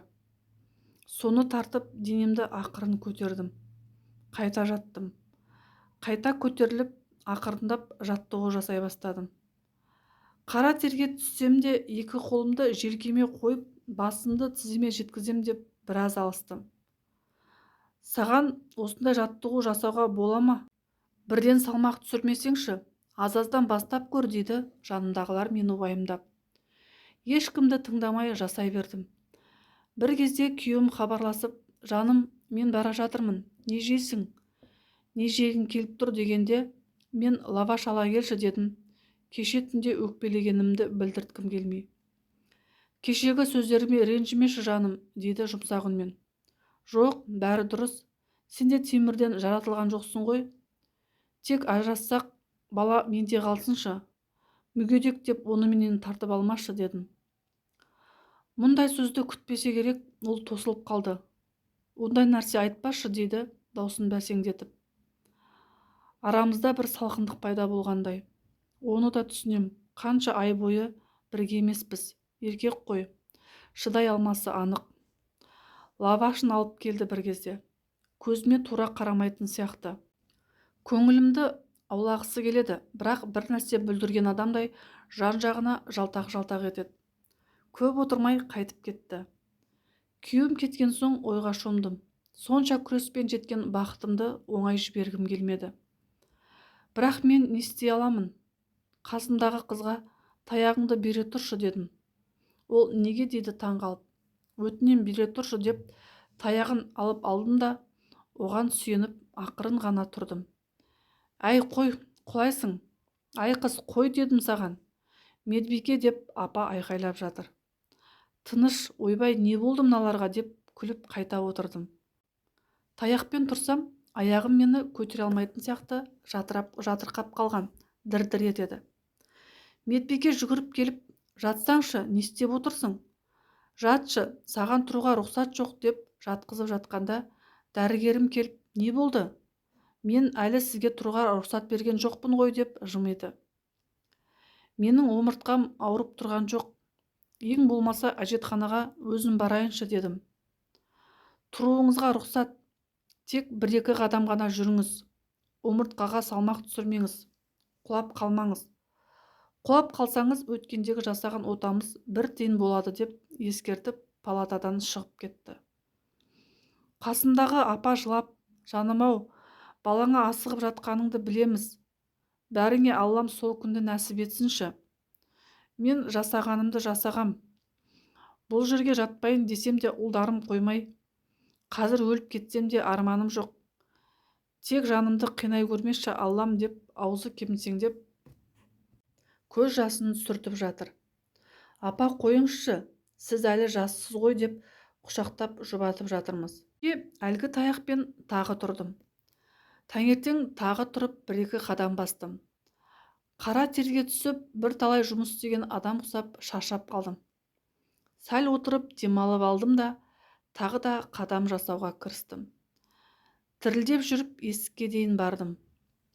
Апа басын көтеріп қарап, әй қайсар қызым-ай, қайтпайды екенсің өзіңде. Күйеу балаға таяқ алдырып ал енді, деп күлді. Ақыры дегенмен жүріп жатсың ба? Әй жарайсың, деп қояды. Мен мәзбін. Терлеп кеткем. Енді қайтадан орныңа жете аласың ба, деді. Иә, сәл демалып алайын дедім ентігіп. Ойпырмай, 5-ші қабатқа жүгіріп шыққандай сонша ентігіп тұрсың ғой өзің, дегенде бәріміз тырқылдап күлдік. Ал күйеуім келуін азайтты.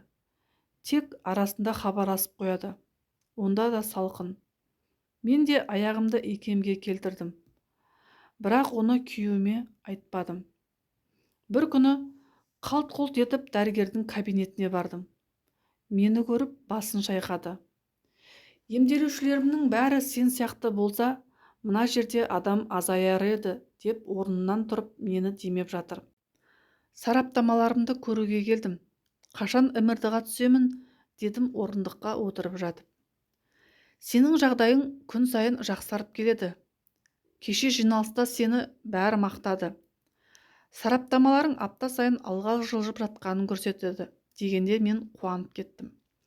Бәрі жақсы болады, дедім дәрігерге зор үмітпен қарап. Бір шама уақыттан соң сауықтыру орталығына ауыстыратын болды. Арнайы емдеу инвентарьлары бар, массаж, таза ауа, витаминдер және әрине менің жақындарымның қолдауы. Бәрі қосылып жаңа күш-жігер пайда болды. Өзімді қамшылағандай болып осы күнге жеттім-ау. Ұлым 3-ке толып туған күнін тек видео арқылы көрдім. Анашымның, бауырларымның қуанышында шек жоқ. Мүгедектерге арналған арбамен қоштастым. Таяқпен еркін жүре беремін. Күйеуім де келіп қуанып жатыр. Бірақ бұрынғыдай өліп өшіп тұрған жоқ. Көңілінде кірбің бар. Оны түсінгендіктен аса қинамадым. Сен мен жоқта кіммен болдың деп сұрамадым. Баламды айтсаңшы, көрінген адамға қалаши менің анасым бар деп сақауланып бір мақтанады. Ешқандай баланы анасынан айырмасыншы. Жарығым менің, сүйенішім. Алға қарай жылжытқан бақытым-ау. Баламды жиі әкеліп тұрды. Енем жұмысқа шығып, баламды түркінім алып кеткен екен. Бауырларым қайта-қайта келіп тұрды. Денеме қайта ет бітіп, бетіме қан жүгіріп ашыла бастадым. Бауырым шаш қиятын қыздар әкеліп, шашымды бояп, қасымды теріп, ретке келтіріп берді. Қайтадан жап-жас болып шыға келдім. Бір күні күйеуім келіп, жанымда ұзақ отырды. Бұрынғыларымызды айтып, баламыз туралы айтып, арасында күлдірді. Әйтеуір соңында айтты. Мені кешірші. Біреуден естігенше өз аузымнан естігенің дұрыс болар. Мен сенің көзіңе шөп салдым. Сен өмір мен өлім арасында арпалысып жатқанда, мен өзіме көңілдес таптым. Дегенде менің жүрегіме біреу қанжар сұққандай болды. Сезген едім. Алдын сезіп жүрсем де мойындауға қорқып, тіпті ол туралы ойлануға қорқып жүрген едім. Бірақ мен жазылып шыққан соң, ол адамын тастайтын шығар деп өзімді алдадым. Бірақ ол адам екеуміздің ортамызға қара мысықты жіберіп тамашалап отырды. Мен сені кінәламаймын, сен еркексің ғой, не дейін? Маған қарайлама, ұнатқаның болса бақытты бол дедім. Бұл сөздерді айту маған оңайға түспеді, бірақ мен кетпеші деп жылап аяғына жығылмадым. Өз-өзімді ұстап, іштей қан жұтып қимылдамай отырдым. Жүрегімді тіліп тастағандай. Жаным, кешірші, кешіре алсаң. Егер үйге шықсаң, бәрі жақсы болады. Енді саған қиянат жасамаймын. Өзім де қанша күннен бері сенен ұялып жаман болып жүрмін деп құшақтай беріп еді. Қой, мен кеттім, кеш болып кетті. Белім ауырып барады деп құшақтатқызбай, орнымнан тұрып, суық қоштасып кетіп қалдым. Артыма қарасам, сол жерде маған қарап отыр екен. Бір жағы аяп кеттім. Қол бұлғап жымиып бір қарап алып, қайтадан жөніме кете бердім. Көзім қарауытып құлап қалатын сияқтымын. Жаңағы айтқан сөздері миыма қайта-қайта жаңғырып, көңілдес таптым. Ол сенен 10 жас кіші, ол өте сұлу, ол сен сияқты ауырмайды. Енді сені сүймеймін деп айтып жатқан сияқты құлағым шулап, жақын арадағы орындыққа әрең жетіп отыра қалдым. Айттым ғой саған. Маған жоласаң бақытсыздыққа ұшырайсың деп айттым ғой жаным. Неге тыңдамадың? Енді жетпегені осы еді. Ауруды жеңдім ба дегенде, енді көңілдеспен күресемін ба? Оған күшті қайдан аламын? Шаршадым, жетер деп айқайлап, өз басымды өзім ұра бердім. Сол маңайда жүргендер қолымды ұстап, дәрігер шақырып, тыныштандыратын екпе салып, ұйықтатып қойды. Кешке бәрі ұйықтап қалғанда, мен ойланып ұзақ уақыт көз ілмедім. Баяғы ұзын тұра жігіт есіме түсті. Онымен құтырып жүргенімде, әйелі байқұс осылай қиналған екен ғой. Маған нала болып қарғаған да шығар. Ол да екінші әйел аламын деп әйеліне айтып жүрген сол кезде. Өзімді жек көрдім. Қайтейін, адастым ғой. Кешір деп ол әйелден де іштей кешірім сұрадым. Ауруханада жатқалы намаз үйреніп алғанмын. Орнымнан тұра алмай жатқанда іштей сәждеге барған сияқты елестетіп оқи бергем. Жатып та, отырып та оқи беретінбіз. Ауруханада жатқанда тәубеме келіп көп нәрсені түсіндім. Жасаған қателіктерім үшін Алладан кешірім сұрадым. Я Алла, сен әділ жазалаушысың, тәубе қылдым. Бұл өмірде еш нәрсе жауапсыз қалмайды екен. Әр ісімізге жауап береді екенбіз. Бірақ дер кезінде жасаған қателіктерімізден сабақ алып тәубемізге келсек, Алла бізді кешіреді. Бір таяқпен жүріп үйге шықтым ау әйтеуір. Жалдамалы пәтеріміз бөтенсіреп қалғандай қаңырап тұр. Бір кезде төркіндерім баламда келіп, енем, атам бәрі келіп, үйімізді қуанышқа толтырып жіберді. Бәрі қайтқан соң баламды құшақтап иіскеп жатсам, артымнан келіп құшақтап жатып, кешірші деп құлағыма сыбырлайды. Үндемедім. Бұрылмай баламды иіскеп жата бердім. Сосын ол да теріс қарап жатып қалды. Қандай бақыт, дәрілердің иісі жоқ, жалдамалы болса да үйіміздеміз. Түсім болып ауруханада оянбайын деп жүрегім су ете қалды. Көзімді ашып қарасам, ботақаным пысылдап ұйықтап жатыр екен. Шүкір деп қайта құшақтап ұйықтап қалдым. Ертеңіне ерте тұрып намаз оқып жатсам, маған қарап отырды да, қазір мешітке барып некемізді жаңалап алайықшы деді. Маған қырсықпашы өтінем, бұрынғыдай еркелеші десе де, үндемей бөлмеден шығып кеттім.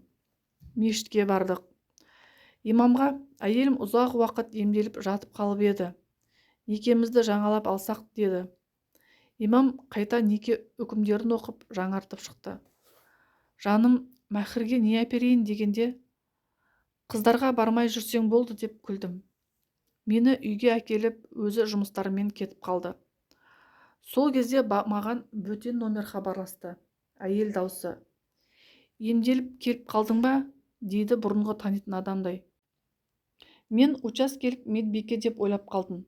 Я, шүкір емделіп келдім, үйдемін десем, ал мен күйеуіңнің жақыны боламын. Яғни сен ауырып жатқанда маған жақындап, біз ерлі-зайыптылар сияқты болып кеткенбіз, дейді. Түсінбедім. Несін түсінбейсің? Сенің омыртқаң шіріп сасып жатқан соң, ол сенен күдерін үзген. Ол енді мені жақсы көреді деп шәң кете қалғанда миым да шыңылдап, ары қарай ештеңе естімей қалдым. Некелерің бар ма дедім.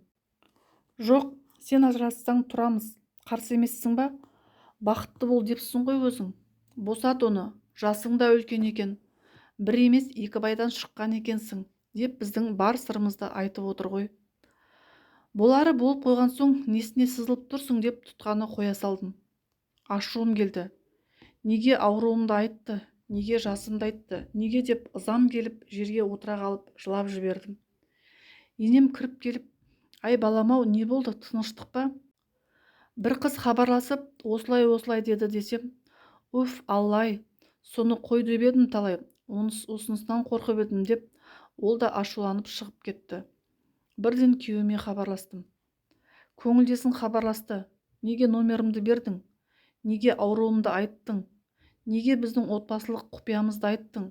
Неге саттың деп жылап жібердім. Кетсең, менің ауруымды айтпай-ақ еркекше кетпедің ба? Сенен суып кеттім деп кетсең түсінер едім ғой. Менің жасым мен ауыр тағдырымды бетіме басатын кім ол деп айқайлап жыладым. Жыламашы жаным, қазір үйге барамын, сабыр сақташы деп өшіре салды. Ол келгенше орнымнан қозғалмай отырдым. Ойландым. Мен оны кінәлайтындай өзім аппақ емеспін ғой. Қоя қояйыншы деп өзіме ұрыстым. Көңілдесі онымен қоя қоймады. Күйеуім үйге келіп бөлмемізге сөйлесейін деп кірсек, оған қайта-қайта звондап, ол қайтарып тастаса маған звондап тоқтамай жатыр. Мен не істерімді білмей, тіпті не ойларымды да білмей мең-зең болып тұрмын. Бір кезде менің телефонымды алып, әлгі әйелге не дейсің? Неге әйеліме звондайсың? Дейді айқайлап. Мен оған бар шындықты айттым. Сен маған үйленемін дегенсің. Енді әйелің келгенде ойың өзгере қалды ма? Мен саған всегда айтқам. Мен өз әйелімді сүйемін. Ажырасамын деп айтпағам деп бақырып жатқанда, енем мен балам балабақшадан келіп қалды. Мама, балконға шыға тұрасыз ба? Сөйлесіп алайық деп едік, өтініш мам дегенде, енем байқұс айналайындар. Ауруды жеңіп енді реңіп кіріп келе жатқанда, басқа біреулерді араларыңа кіргізбеңдерші жандарым деп даусы дірілдеп шығып кетті. Телефонның арғы жағынан ананың жан даусы шығып, сен маған не уәде еттің? Анама айтамын дегенің кәне? Ертең мен анамды ертіп үйлеріңе барамын, дейді шыңғырып. Сонда мен жаным шығып кете жаздап, немене, үйге әкелгенсің ба сонда? Үйді біліп тұр ғой анауың. Балам жүрген үйді ластадыңдар ма некесіз десем, ой қойшы, езіп жібердің ғой. Қайда апарам енді? Суточный квартиралар қымбат қой деп тұр ғой. Қателік жасадым, кешірші. Енді не істеуім керек? Сен жоқсың. Негізі үйге тек шай ішуге келгенбіз. Бірақ ол көкірегін ашып алдымнан өте берген соң шыдамай кеттім. Кешірші, деді басын қасып. Мен танитын жігітім қайда кеткен? Мені шын сүйген асылым қайда? Мен десе өзін ұмытып қоятын аққуым деп шаң жұтпайтын арысым қайда деймін іштей егіліп. Тағы да қап-қара жын елестеді. Маған қарап мазақтап күліп тұрған сияқты. Денсаулығың мен отбасыңды айырбастайсың ба дегенін анық естідім. Мүмкін жынданайын деген шығармын. Мүмкін ол жын менің күйеуімнің ішіне кіріп кеткен шығар. Мынау менің мүлде күйеуіме ұқсамайды ғой. Енді не істейміз дедім күйеуіме шарасыз күйде. Жаным, сен кешірсең болды, сені ешқашан жылатпаймын. Тек отбасым деймін, деді отыра қалып. Анау әйелше, ол сенен үміттеніп отыр ғой. Оған да үміт бергесің ба? Ол үмітін үзе ме? Ой, ол суайт өтірікші екен. Менен бөлек тағы жігіті бар екен. Жігітімен сөйлестім дейді. Кеше ғана жаным күнім еді, бүгін суайт болды ма? Мен де сау кезінде жаның едім, енді сүйегі шірген біреу болып қалдым ба? Қалай сенемін? неге сенімді өлтірдің? Күйеуіме жақындағым келмейді. Үйге жеткенше асығып келгенімде мына тосын сыйлары ту сыртынан пышақ ұрғанмен тең. Бірақ баламды көргенде бәрін ұмытып кеткендей рахатқа бөленемін. Таңғы 6-ларда тағы телефон шырылдайды. Тағы ойнасы екен. Менің аяғым ауыр деді. Миым дыңқ ете қалып, құтты болсын, енді оны менің күйеуіме айтсайшы деп тұтқаны күйеуіме бере салдым. Күйеуім адам танымастай өзгерген. Оның ішіне баяғы жын-шайтан кіріп кеткен деген ертегі ойлап тауып алдым. Кешіріммен қарадым. Аяғым ауыр дегені өтірік. Сенбесең ертең УЗИға бірге барамыз деп айт деген соң көңілдесіне солай деп айтсам, кеше сендер ажыраспаймыз деген соң алдыртып тастағам дейді беті бүлк етпей. Күйеуім біразға дейін маған көңіл бөліп жүрді де қайтадан соған баруын жиілетті. Сезіп жүрсем де үндемей жүре бердім. Маған теспесе болды деп жүре бердім. Бұл әйелде нағыз әзәзілдің өзі екен. Тура баяғы абысыным жасарып қайта келгендей. Арсыздығында шек жоқ. Күйеуімнің миын улап, ол сенің басыңды айналдырып алған ғой. Қалай алдың оны? Өзіңнен үлкен бұрын тұрмыста болған біле тұра қалай алдың? Басыңды айналдырмағанда оған үйленбес едің деп қойнында жатып алып қытқылдай берген соң, менің ақмақ күйеуім шынымен сеніп қалған. Өзі іштей, расында да оны көрмесем дем жетіспейтіндей халде болатын едім. Сонда мені дуалап алған екен ғой. Қалай білмегем.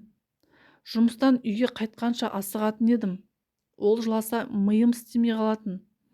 Осының бәрі дуаның кесірі екен ғой деп мені жек көріп кетеді. Қасыма жатпақ түгілі мені көрсе жын көргендей жынданып, әр ісімнен ілік іздеп, әр сөзімді тізбектеп, бетіме басып, тозақ күндеріміз басталды. Сонда да күйеуіме Алла разы болсын. Мен ауырғанда жанымнан табылып қамқор бола білді. Тек мына бір шайтанның азғыруына түсіп адасып жүр. Қанша түсіндірсем де тыңдағысы келмеді. Мені қызғанғаннан осылай жатыр деп ойлайды. Жаным, менің сөзімді тыңдашы. Ақылың болса ол әйелге жоламашы. Ол екеумізді ажыратқанша түрлі айла әрекет жасап, түрлі өтіріктер ойлап табуы мүмкін. Осыған жол бермейікші деймін жалына. Ол ондай емес, ол мынандай әйел деп бас бармағын көрсетеді. Ол сенен жас болса да 3 баласы бар, 3 үйі бар. Ал сенше, сенде не бар? Аурудан басқа сенде не бар? 40-қа жақындасақ та не үйіміз жоқ, не күйіміз жоқ дегенде мен жолдасымнан мүлдем күдерімді үздім. Бұрынғы ақылды күйеуім кетіп қалып, орнына мына бір кісіні тастап кеткен сияқты. Түрі ұқсағанымен қылықтары мүлдем басқа. Тоқал аламын деп шықты бір күні. Оған да көндік. Мені мазаламаса болды деймін. Ұлым екеумізге тиіспесе болды деп тілеймін. Төсек қатынасының маған керегі де жоқ. Тек бізге тыныштық берсе болды. Тоқал алғанмен бұлар тоқтап қалмады. Ажыраспадық. Тоқал күйеуімді маған айдап салып отырды. Не оған кетіп қалмайды, не мені тастап кетпейді. Екі ортада жынды болып жүрді. Қол көтеретінді шығарды. Менің намысыма тиетін сөздер айтып, менің басымды қалай айналдырдың, кімге бардың, қалай дуаладың деп соққыға жығатын. Үйге келмесе екен деп тілейтін едім. Келсе баламыз екеуміз қорқып, сыбырлап сөйлесеміз. Не істесең де жақпаймыз. Мені емес баласын да жек көретін сияқты. Неге үндемейсің? Ішіңнен қарғап тұрсың ба? Әлде қалай дуалап алсам екен деп ойлап тұрсың ба деп ақыратын. Балама қарап бері келей. Шешеңе ұқсап неге үндемей отырсың? Еркек болса еркек деп бір жұлқылайды. Тоқалмен алысып жүргенде әкем қайтыс болды. Жаның жәннатта болғыр әкешім-ай. Мына арсыздарды естімеген күйде кеттің ғой. Бір күні күйеуім келіп, сені Айжан тоқалы шақырып жатыр дейді. Неге? Сенің әкеңе көңіл айтпақшы. Сонда мен одан көңіл сұрап үйіне баруым керек па? Енді сен ақылдысың ғой, бара салсаң нең кетеді? тоныңды шешіп алмайды ғой дейді. Қойшы, соған бола жанжал болмасыншы деп үйіне бардым. Үйін әдемілеп қойған екен. Қымбат жиһаздар, қымбат ыдыстар. Үлкен-үлкен 3 бөлмелі пәтер екен. Балалары үйінде жоқ, бір өзі. Кірдім. Амандық саулықтан соң әкеңнің иманы саламат болсын. Айтсын, үйіңе бара алмадым, ренжіме деп шай жасады. Бірақ мен ештеңе жемей кетуге ыңғайландым. Ол тоқтатып, әңгімеге тартып, күйеуім екеуміздің қалай үйленгенімізді сұрап қояды. Қалай үйленгенімізді менен жақсы білетін сияқтысың ғой, деп қайтып кеттім. Үйге жетіп, енді отыра берсем, күйеуім хабарласып айқайлап жатыр ғой. Ей, сен неге бізге тыныштық бермейсің? Мен оны сүйетінімді неге түсінбейсің? Неге мені суайт алаяқ деп айтасың? Менің кінәм сенің жасыңа қарамай алғаным ба? Сенің ауруыңа шыдағаным үшін алаяқ болдым ба деп бір айқайлайды ғой. Жүрегім жарылып кететін шығар деп ойладым сол кезде. Ол саған не айтты? Біз артық ештеңе айтпадық қой. Ол екеуміздің қалай үйленгенімізді сұрады. Мен өзің білетін шығарсың дедім, болды. Қайтып кеттім десем, өтірік айтпа, мен бұрынғыдай аңқау емеспін. Менің көзім ашылған. Айжан сенің шынайы бейнеңді ашып бермегенде осылай дуаланып жүре берер едім дейді. Мені танымайтындай айттың ғой, бұл сөздер менің сөзіме ұқсай ма десем, өтірік, бәрі өтірік. Мен саған көрсетемін. Мына қылығың үшін аямаймын деп телефонды өшіре салды.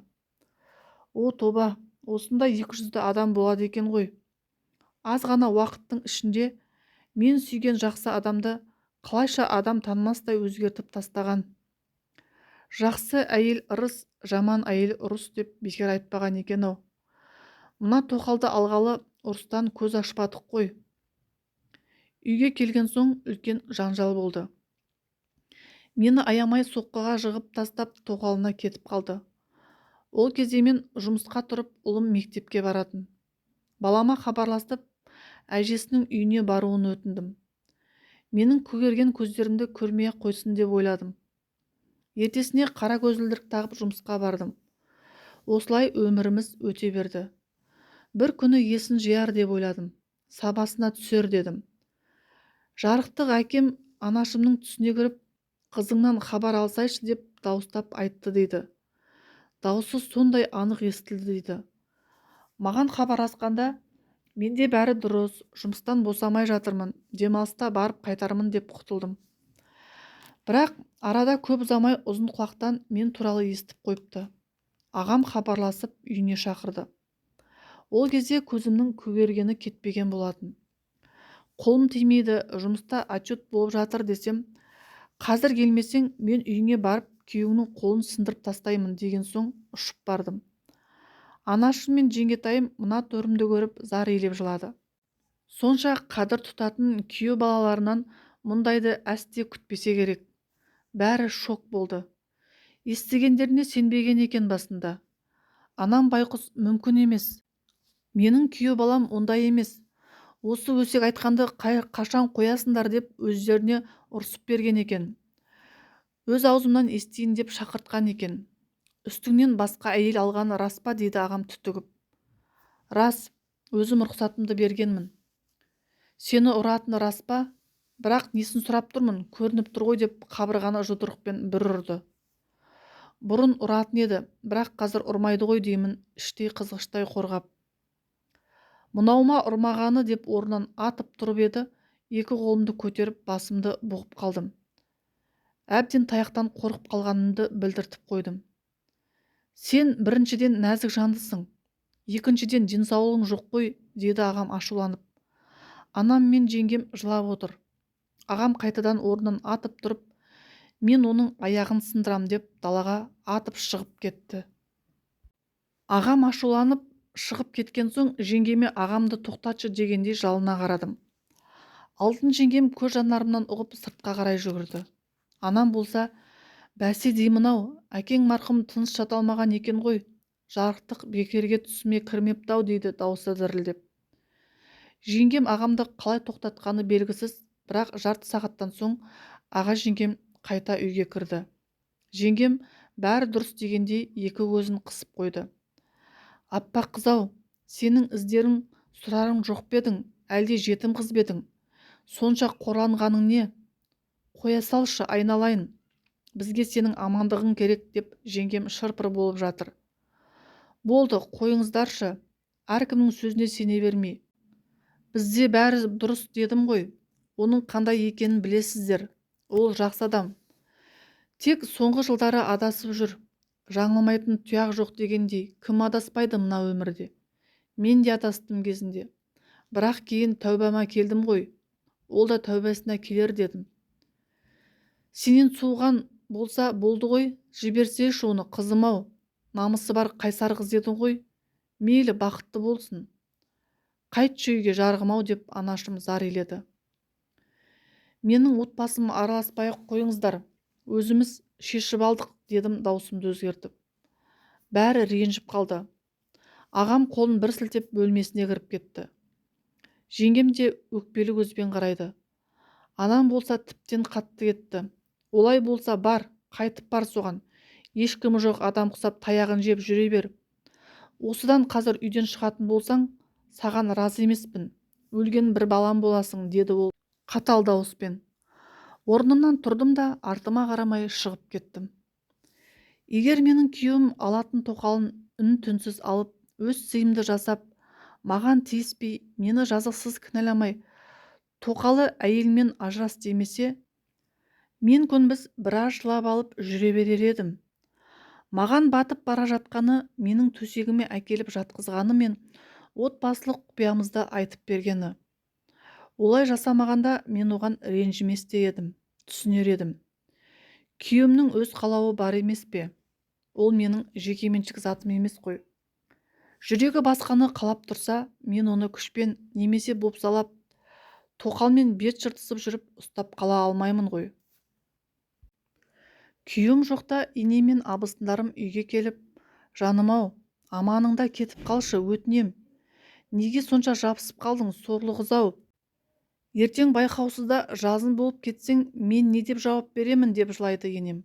Абысыным, сені білеміз ғой, шыдап жүре бересің. Балаңды алда басқа қалаға кетіп қалшы. Мына енең сары уайымнан өлетін болды ғой. Егер сені ұрып жатқанын көрмесе, бұлай қайғырмас еді. Баласын танымай отыр ғой. Туған баласын танымай отыр, деп жаны ашып ұрсып жатыр.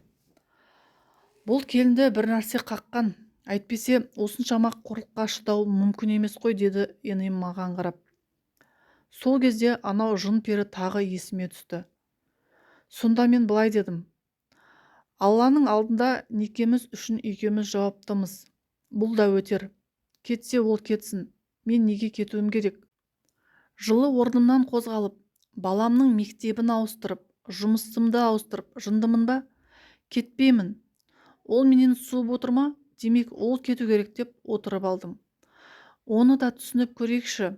Кезінде маған деген махаббаты көзін соқыр қылып, менің кемшілігім көрінбеді. Енді мына әйелі көзін ашып отыр.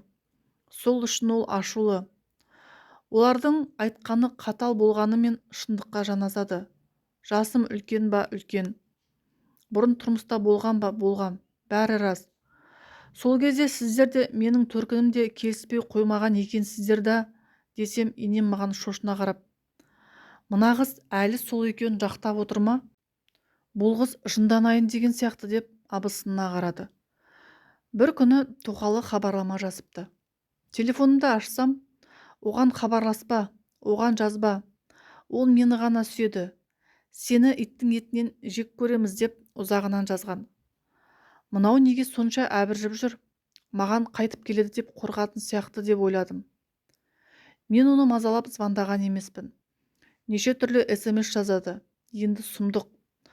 Блоктап тастасам басқа номермен шығады. Бір басында 1000 номер бар ма дерсің. Екеуінің анайы ұятсыз SMS-терін скриндап жібереді бір кезде. Ашпай-ақ өшіріп тастаймын. Олардың бірінде күйеуіме айтпаппын. Бір күні балам, мама, теледидардан жақсы кино көрейікші, дейді. Оларда мама папасы ұрыспайды ғой. Сондай кино көрейікші дегенде жүрегімнің ауырғаны-ай. Екеуміздің жанжалымыз баламызға қатты әсер етіпті. Осыдан кейін мен өзімді қолға алайын дедім. Бір жақты қылмасам болмайды дедім. Бір күні көңілді келгенде, бізде не отбасы өзі, мені жіберші. Білемін, сен менен суып кеткенсің, менде де айып бар шығар десем, бар шығар емес, бар. Бәріне сен кінәлісің дейді дірілдеп. Ал менің жазығым не, айтшы. Менің түк күнәм жоқ қой. Кінәм сені қалай болса солай алғаным. Жарайды, мен ақ күнәһар болайын. Саған тиген мен ақмақты Аллах жазалайды десем, иә, Айжан да солай деп отыр дейді. Бірде жақсы, бірде жынды болып кетеді. Кет десем, сендерден өлсем де ажырамаймын дейді. Арада біраз уақыт өткен соң үйге жақсы көңіл күймен келгенде, сенен бір өтінішім бар. Ұлымыздың көзінше маған айқайламашы. Кейін ол да сыйламай кетеді ғой десем, үндемей күрсінді де қойды. Бар алданышым жұмысым мен балам болды. Туғандарым да менен теріс айналып хабарласпай қойды. Тек баяғы нағашы әпкеммен ғана сөйлесіп жүрдім. Енеммен күйеуім ренжісіп, олар да келуді қойды. Жапан дүниеде баламмен жалғыз қалғандай болдым. Тоқал жұмысқа да келіп шу шығарып кетті. Бір күні кешке күйеуім хабарласып, қалайсың дейді ақырын ғана. Көңіл күйі жоқ екенін бірден білдім. Жақсы, өздерің қалайсыңдар? Неге көңіл күйің жоқ десем, шаршап кеттім деді ауыр күрсініп. Айжанның бітпейтін қызғанышынан шаршадым. Енді мені сыныптасым Айсарадан қызғанып жатыр. Оның күйеуі бар емес па? Неге қызғанады? Ой, кешек көлік керек болып хабарласып еді. Бітті, сонымен жатқызып тұрғызып қойды. Қазір екеуі телефонмен қырылып жатыр. Енді мен не дейін? Араларыңа түсе алмаймын. Басылатын шығар, сабыр сақта. Қайдам, қазір басылатын емес. Сен Айсараға хабарласып айтып көрші. Айжанның жынды екенін айтып түсіндірші. Маған ренжімесін дейді жалынышты үнмен. Даусы да бәсеңдеп қалған. Жаным ашып кетті. Дәрменсіз күйде екенін байқап жүрегім ауырды. Біраз үнсіздіктен соң, сен білесің ба, менің аяғым ауырып жүр. Кейде түнде шыдатпай қақсайды. Саған айтуға ұялып жүргенмін. Сенің көз жасың ұрып жатқан сияқты. Қой, олай деме. Мен сені ешқашан қарғаған емеспін. Тек сыртыңнан бақыт тілеумен келемін. Жаным, бұл сөзді айтпағалы біраз жыл болған. Менің енді көзім ашылып келеді. Сен Айжанның сөзін сөйлемеші. Ол екеумізді ажыратпай тынышталмайтын сияқты. Ендеше ажырасайық. Жоқ, өлсем де сенімен ажыраспаймын. Бұл әйел сенің тырнағыңа да татымайды екен. Қызғанғаннан бөлек ерсі қылықтары көп. Біресе намаз оқи салады. Біресе сыра ішіп кете салады. Шынымды айтсам, шаршадым. Ертең үйге барып демалып алайыншы деді. Әрине, келе бер. Маған ертең демалыс ет салып қоя салайын дедім. Ұлымыз ауылда болатын.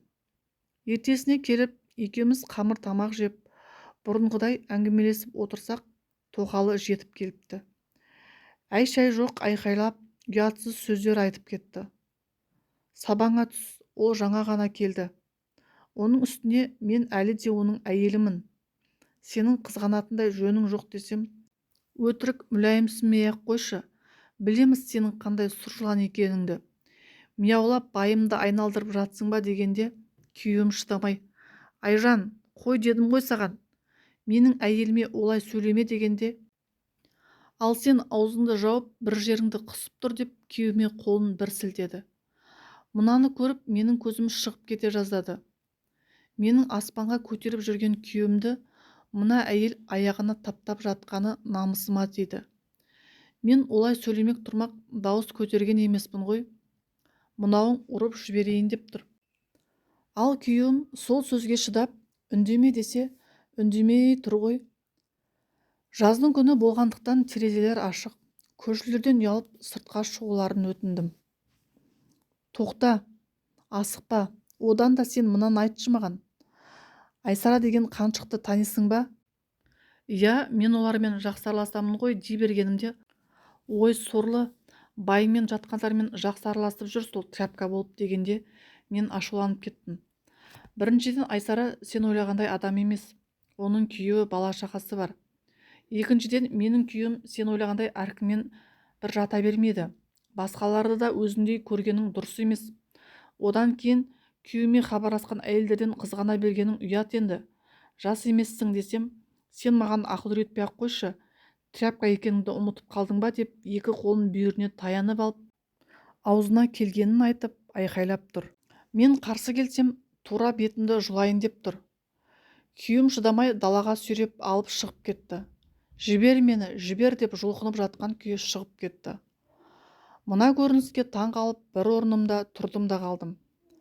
Мәссаған, мен не көрдім? Байқұс күйеуімнің өмірі тозақ сияқты ғой. Қалай құтқарсам екен? Қалай көмектессем екен? Күйеуім ертесіне тағы келіп, кешірші мені. Білемін, кешір сөзінің қадірі қалмады ғой. Сонда да кешірші мені. Кешегі Айжанның саған айтқан ауыр сөздері үшін кешірші. Менің миым ашып кетті. Не істерімді білмеймін. Мамамдар маған ренжулі. Оларға баруға бет жоқ. Мен шаршап кеттім, деп жылап жіберді. Жаным, сен бір жағына шықпасаң болмайды. Мына өмір емес. Ол сенің миыңды жеп жынды қылып бітетін сияқты. Бұл екеумізді айырмай тынышталмайтын сияқты. Жоқ, арманым сенімен ажырасып онымен тұру емес. Керісінше одан бір жола құтылып саған қайтып келгім келеді. Бұрынғыдай сенімен бірге өмір сүргім келеді. Бірақ саған кетсем, ол бізге тыныштық бермеді. Сол үшін шыдап жүрмін. Саған зияным тиіп кетпесін деп шыдап келем деп көзіме тура қарай алмай терезеге қарады. Онда бұл қаладан кетейік, сен, мен, ұлым үшеуміз көшіп кетейік. Не болмаса демалып келейік дедім. Сонымен бір аптаға үшеуміз Көкшетауға кеттік. Барлық жерін аралап жақсы демалып келдік. Номерімізді ауыстырып, бір аптада оны есімізге де алған жоқпыз. Ол туралы сөз де қозғамадық. Бірақ аяғы күннен күнге қатты ауыра бастады. Ол жақтан келген соң дәрігерге барып, тиісті дәрілерін алып, үздіксіз массаж керек деді. Үйіне барған соң ол әйел шу шығарып, күйеуім ауырып жүргенін айтса, ауруыңды айтпа маған, ендігі жетпегені сенің аяғыңды уқалау еді. Құрып кет бар анауыңа, сол қарасын саған деп үйінен қуып шығыпты. Аяғын біраз емдетіп жүріп, жақсы болып қалды. Тәубесіне келді, шүкір. Бәрімізден кешірім сұрап, анасымен де табысты. Мен де төркініммен табысып, қуанышымызда шек болмады. Сенің қадіріңді білдіру үшін Аллам маған осындай сынақ берді. Қадіріңді білдім. Енді саған өмір бойы разылығымды білдіріп өтетін шығармын. Менің басыма үс түсіп, саған сонша азап шектірсем де, сен менен теріс айналмадың. Қиын сәттерде жанымнан табылдың. Туғандарыммен де ара қатынасыңды үзбедің. Ол әйелмен сені көп салыстыратын едім. Екеуің жер мен көк дейсіңдер. Ол анамен алғашқы күні-ақ ұрсысып қалған.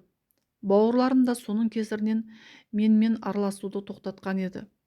Енді міне, қайтадан басымыз қосылып отыр. Ризамын саған, ризамын деп құшақтады. Кешірдім, кешірмейтіндей кім едім? Я, адасты, бірақ тәубасына келді. Қазір ұлымыз 13 жаста. Аллаға шүкір, бәрі жақсы. Аяғы ауыратынын білген соң, тоқалымыздың шынайы бет пердесі ашылып, үйіне басқа біреу кіргізіп ала салды. Қанша қиын болса да, басымдағы мәселені мойындамай, барыма шүкір еттім. Ана бақытын сезінгеніме шүкір. Адам қалпында қалғаныма шүкір. Өз аяғыммен жүре алатын, көзім көріп, құлағым ести алатынына шүкір еттім.